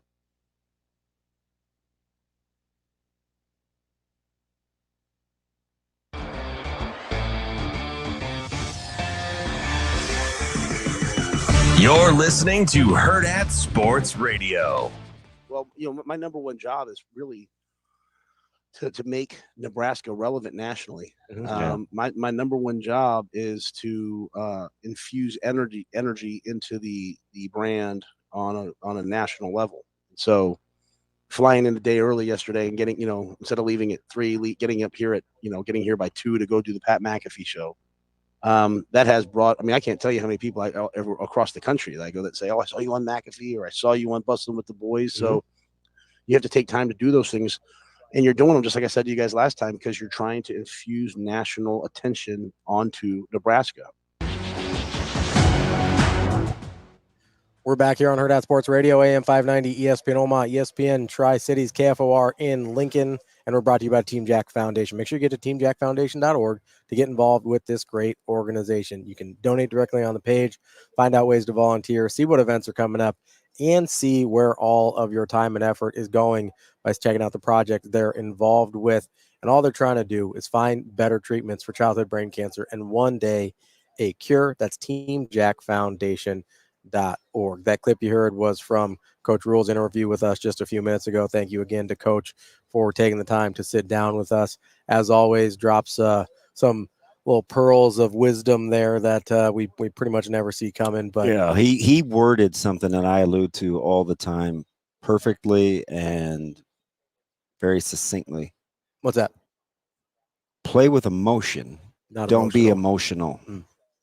right? Like that's applicable outside of football. Man, also. that's 101 right there. Yeah, because I think you have a lot of people when they hear, and that's why I asked the question, when they hear "don't be emotional," yeah, that it sounds like don't have emotions, right? But I'm like, I know this dude cares, so that's why I asked the question. I go, this is somebody who clearly cares about his players, about the program, about the university, and about the state. So I'm like, okay, how do you separate those two? And he quantified it a little bit earlier when he said, listen, we all have emotions. Yeah. I mean, we have to be emotional. Yeah, which is a incredible distinction there, because honestly, it's never one I'd made in my head before. Yeah. So it's just the practical application, right? Shows get tense. Things happen, right? Mm-hmm. And there's the immediacy of how you feel. Yeah. You may read something somebody said, somebody may assume something or text something or whatever, but it doesn't mean you have to be emotional. Mm-hmm. You can feel something. Yeah. It goes back to kind of what we were talking about. If you have preconceived notions about somebody. Yeah. You watch it through a filter. Right. Right. And I'm like, yeah, but you don't have to act on it. It can go through the experience filter, but you don't have to act on it. That's the we all have emotions, mm-hmm. but you don't have to be emotional. And there's I joked about being able to skip therapy and just go watch Inside Out 2, but there's this thing it's called validating your emotions, right? You can validate them, be like, why do I feel this way, right? Because if you're just trying to ignore it, you're just going to frustrate yourself, right? You don't want to try and be like, hey, I'm not like for Coach Rhule's example, I don't want to be like, oh, I'm not disappointed that Dylan didn't choose us when he was going to Georgia, or I'm not bummed out about that, or that wouldn't have been big for the program. It's okay to feel the things you feel, but then what? Yeah. So I say this at home, right? And I may have even said this to you. I can recognize mm-hmm. that you feel that way and say, okay, but I don't have to succumb to it, nor be a victim of it, nor... And neither do you. And neither does the person feeling the emotion. You know what I'm saying? So it's like... But sometimes I think just selfishly as people, we just want to acknowledge. I want you to know that I feel like this. Okay, cool. Now what? What are we doing with that? Yeah, what's next? Right? Like, which I'm okay with. I'm okay with people wanting to be like, hey, I just need you to acknowledge that this is a thing that happened. And sometimes, it depends on my mood. I'm like, that doesn't make it a right thing to do, right? Right. But so... And that goes. It's a two-way street, mm-hmm. right? There are times I'm in my feelings, or I'm bothered by something, or I haven't coped with something in another area, so it manifests it this way. And I may say, "Well, you don't understand. I've got this, and this." Okay, cool. Let's acknowledge that, but it is disruptive here. Yeah, two things can be true at once. Well, and at the same time, right? You can be the person receiving this and be like, "Okay, thank you for that context. Here's some things I can do to make the situation a little better that I didn't know about before, but you're going to have to meet me halfway here." How about how he acknowledged what we talk about all the time? Which one? When he said, I never know how to put it into words, but the way I describe it is he has this uncanny ability to walk away from something, mm-hmm. and you still know he cares. Yeah. He can hang up on you. He can say something slick. Mm-hmm. He can call you from he can do it. He can do a lot of things. He can sit with Ty Robinson for 2 hours in about 30-degree weather where you're contemplating going or leaving, and pat a guy on his ass and say, hey, it's up to you. Mm-hmm. Come back and see me. And I can see him talking 5 days later, and just the ability to leave something mm-hmm. where it is. And let them make the decision. He brought that up. Take your time. Times.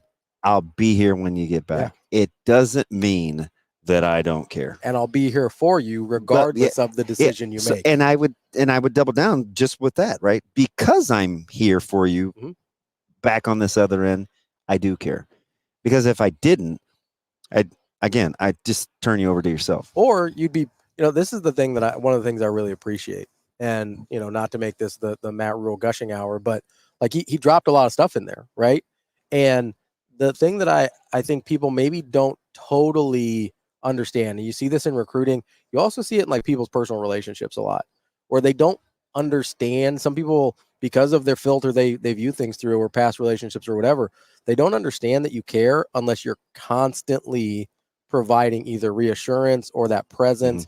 Mm-hmm. And in recruiting, it's pressure, right? You're pressuring them and showing them love and showing, like, doing this and this and this. where it's like, I care about you so much that it doesn't matter what decision you make, I'm still going to be there, right? That's the difference in recruiting. When I see somebody that is so pressing, funny because you have to be able, there's a guy that's going through that right now, feeling a little hands-offy. Yeah. Doesn't mean they don't care. Yeah. There's just nothing that they can do in the meantime. Yeah. It's like, hey, we've made it clear that we want you, we care about you, and we think you'd be great here, but we're not going to keep pressing you. Yeah. We're not going to keep putting What did I tell you he said about with regards to how people react about Trev? Too sensitive. Too emotional. Too emotional. Yeah. Said it's business. Too emotional. Mm-hmm. Move on.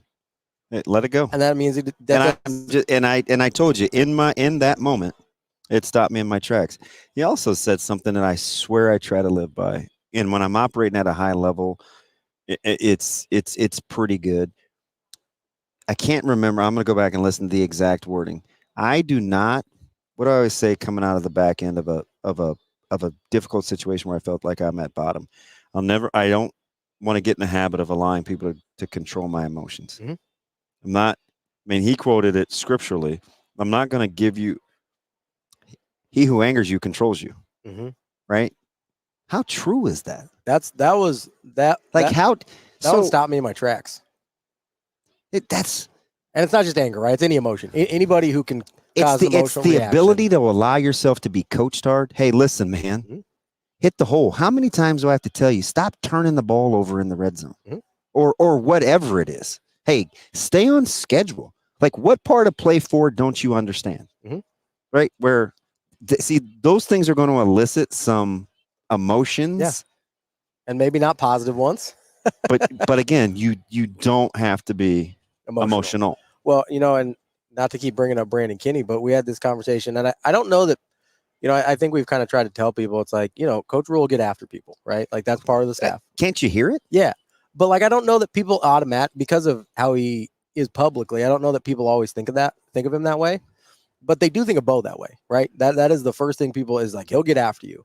And that's one thing that Brandon Kinney said about Bo is the reason he was allowed to get after guys the way he was is because he didn't just coach them hard. Mm-hmm. He loved them hard. Yeah. Right. And so that allows you, and it's not like you abuse that relationship, right? But because they know he cared about them, he can go out and ask what's necessary of them. And that's not something you can do unless you are emotionally invested without being emotional about the situation. What do you say? How do we win? How do we win close games? Don't be emotional. That's the first thing I thought of. As he was talking about that, I was like, okay, it's not that you don't care about the game. It's not that you don't. And you can tell somebody that's been at bottom like he has in a couple of different situations because he doesn't blink. Mm-hmm. He's so about, what's the consistency of his message? Don't let a traumatic situation define you. Yeah, that's it. That's the whole thing. He finds 15 different ways to say that. Close misses versus near misses. It's near misses versus remote misses. And that is exactly how he's going to try to get this team over the hump. Because did you see I got a little snarky with the 2021 reference? Yeah. Drives him up the wall. Oh, yeah. Anything that is out past the rear view mirror. Yeah. We're not resting in it to be miserable. No. We're going to look at how we can get better from it. What I tell you, he said after he had to let Coach Cooper go. What's that? The first thing I thought of is how do we get better? Yeah. What's that? And I thought immediately on the phone, I was like, 101. Yeah. Too emotional. Don't get too attached. What's next? What's next is the final segment here on Hurrdat Sports Radio live from Big Ten Media Days. We will be back with more Hurrdat Sports Radio.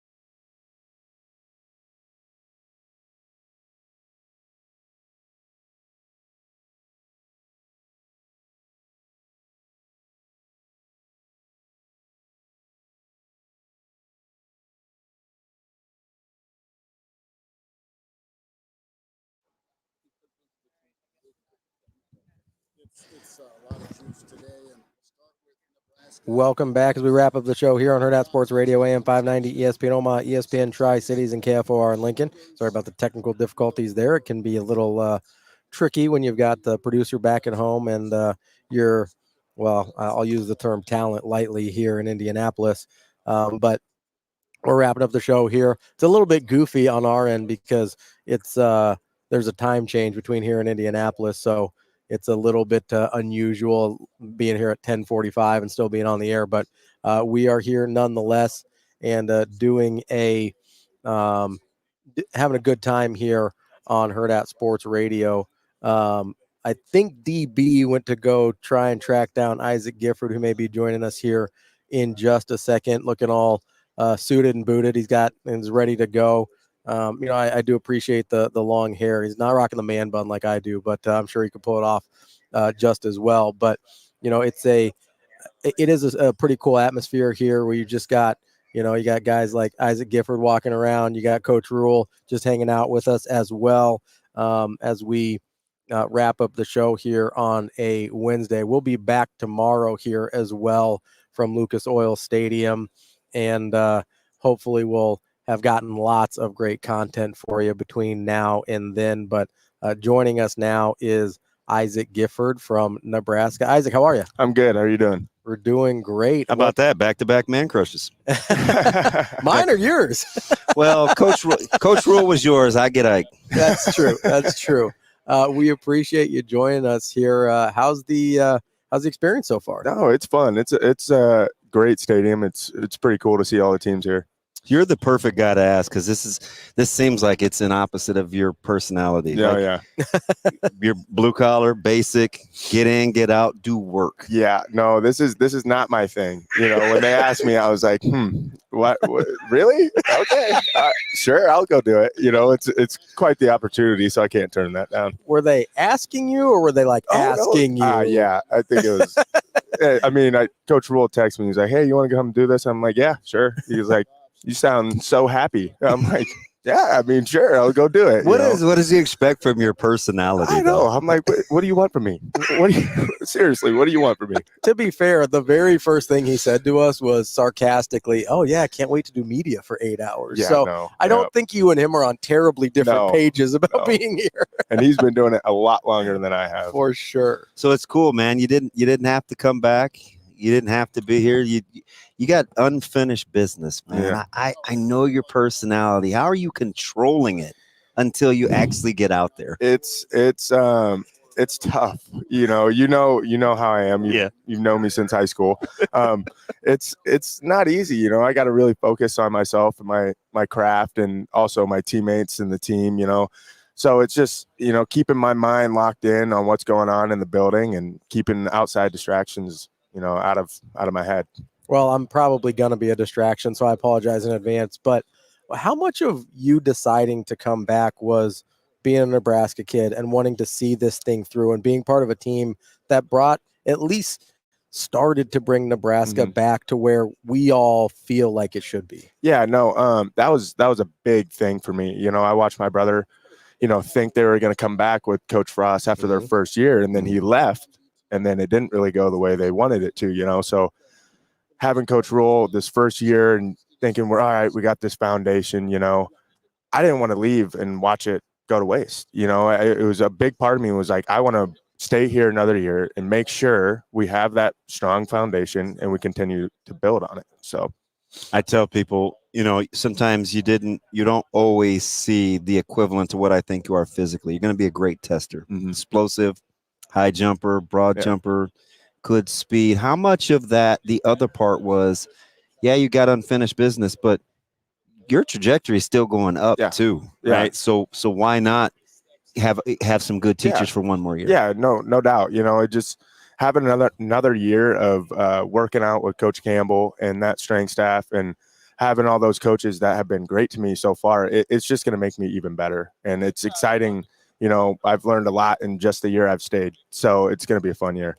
I'm a big strength and conditioning nerd, so you got to talk to me about Coach Campbell a little bit. It seems like the things that him and the nutrition staff with Kristen Coggins, and it seems like what they do is incredible. Whether you hear Coach Knighton talk about Jamari Butler putting on 25 pounds, whether it's them navigating Nash cutting 50 pounds to go wrestle and then adding like 20 back to be a nice lean polar bear this year. Like, talk about kind of what they do for you guys and how effective it's been as you've seen guys' bodies and then testing numbers change as a result. Yeah, obviously it starts with nutrition, and Kristen, she's the best I've ever seen in her profession. She is so great about making sure everybody is eating what they need to be eating, having a plan laid out for them. She works her butt off, and it shows. I mean, and she is on our butt all the time. How much of it is you guys have some similarities, right? Very direct. You don't mince words. Yeah. It's because you care. Yeah. But the standard is the standard. The standard's the standard, and that nutrition is the freaking standard. If you're not meeting that standard, you're going to hear it. So, they do a great job. I told a story one time you were at practice and you kind of took over a drill, right? Do it like this. No, not like this. Hey, like this. And you allowed your defensive backs coach at the time to go through the first couple. Then you took over. How much of you assuming the role of leadership was dictated versus it just felt right? Yeah, I think it's both. It's the coaches trusting me, knowing that they trust me and they trust my judgment. That makes me more confident in leading the group. And then also just I've always had that sense of I'm not a BS guy. You know that. You're right. You guys know that. And so when things aren't going the way I want it to go, I'm like, listen, this is how to do it. This is how you're supposed to do it. Do it. I don't mess around with that kind of stuff. It reminds me of something that Coach Rhule's talked about before, where like he sets the standard and then he holds you accountable to the standard, whether it's him or the staff or whoever, right? And then you guys take ownership of that standard, right? Like that sounds like what you're talking about is when you just jump in kind of unprompted and are like, nope, this is how we're supposed to be doing this. Yeah. Like that's the ownership part, right? Right. Yeah. Yeah. No, it all comes down to the players at the end of the day, right? We're the ones on the field. Yeah. So the most important people to hold that standard is us players. Yeah, I think you come by it honestly. I remember just going back to high school, I saw your dad. There was a triangular going on in hoops at Millard North, and I was leaving as he was coming, and he was going up the bleachers, and we were just talking about your recruitment. And even listening to him, he wasn't loud, but you could feel intensity. Yeah, he didn't mince words. Like that behavior's been modeled because I mean Luke's actually kind of the nice guy, which is weird. He I don't, and maybe have skipped it. All of my mom, but everybody else is just kind of like we're assholes. I mean, that's what we are. We're Irish. We got Irish in us. I mean, if you met the rest of my family or my dad's side, you would see it. You'd be like, oh, all right, makes sense. You come to a family dinner. There's arguments, it's loud, it's, I definitely get it from my dad. He's an intense person. What are you expecting from this defense? I think we took what you guys did last year, maybe for granted. It played at a high level. Yep. And the film is out. Yep. But so are the adjustments too. Right. You're a year in, so you're a year smarter. Right. Advantage you guys? No, yeah, it's both. It could be both, right? Because we know what teams have seen from last year, right? So we got to make our own adjustments, right? And so it's going to be interesting to see how teams come out and play us again, after last year. But we'll be ready for it. We'll have changes of our own. You like any of those young guys in the secondary? Oh yeah, I do. If I don't say his name, I think you'll get a little bit upset with me. But I love Caleb Benning. He's awesome. He's awesome. He's been working his butt off. And then some of those young freshmen have been great, Thomas and a couple other guys, and just the guys from last year, Rex go three. He's another. You guys give him a hard time about his hair? Oh yeah, all the time. All the time. Man, you guys dubbed him Sexy Rexy. I'm like, I don't know if he can take it. I think he loves it. He's a quiet guy too, but I think deep down he loves it. So. How tempted are you to pull that back up into the pony? Oh God, I cut it a little bit ago in preparation for this week, so I don't even know how much I can pull it up. It's kind of a pain in the ass. I mean, listen, if an old guy like me can rock the man bun, so can you. Oh, right. That's true.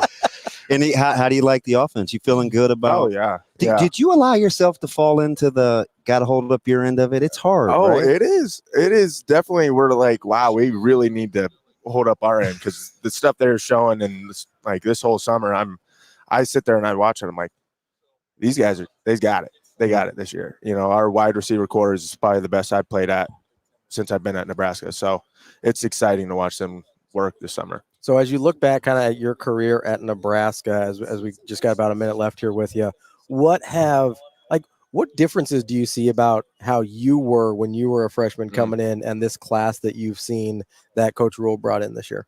There's a lot of speed in this class. You know, I'm not saying our class wasn't like that, but there's some athletes in this class that's brought in. Not saying there wasn't in mine, but there's also a lot of guys that aren't here that were in my class, right? And I haven't seen a guy leave yet. So I think there's a lot of loyalty in these freshman classes that have been coming in here. That's why we have 150 guys on the roster, right? Guys aren't leaving and they want to play here. Yeah. So that's kind of one of the biggest changes I've seen in these younger groups coming in and compared to mine. What would year 4 or 5 Ike tell year 1 Ike? Oh God, jeez. I mean, me, it's just taking care of my freaking body. You know, for year 1, I'm like, I go in there gun ho. You know, I'm lifting twice a day, trying to do all this stuff. You know, to make the older guys like me. And now I'm like, oh, shit, I'm gonna go get in that cold tub and just sitting there for a little bit. I need the rest. You know. Well, you look fantastic, man. You like the new body type? Yeah, I do. I love it. Well, and the suit's looking good too. Yeah, thank you. Thank you. You look great. That's Isaac Gifford joining us, Nebraska football player. We will be back tomorrow here on Hurrdat Sports Radio. Awesome.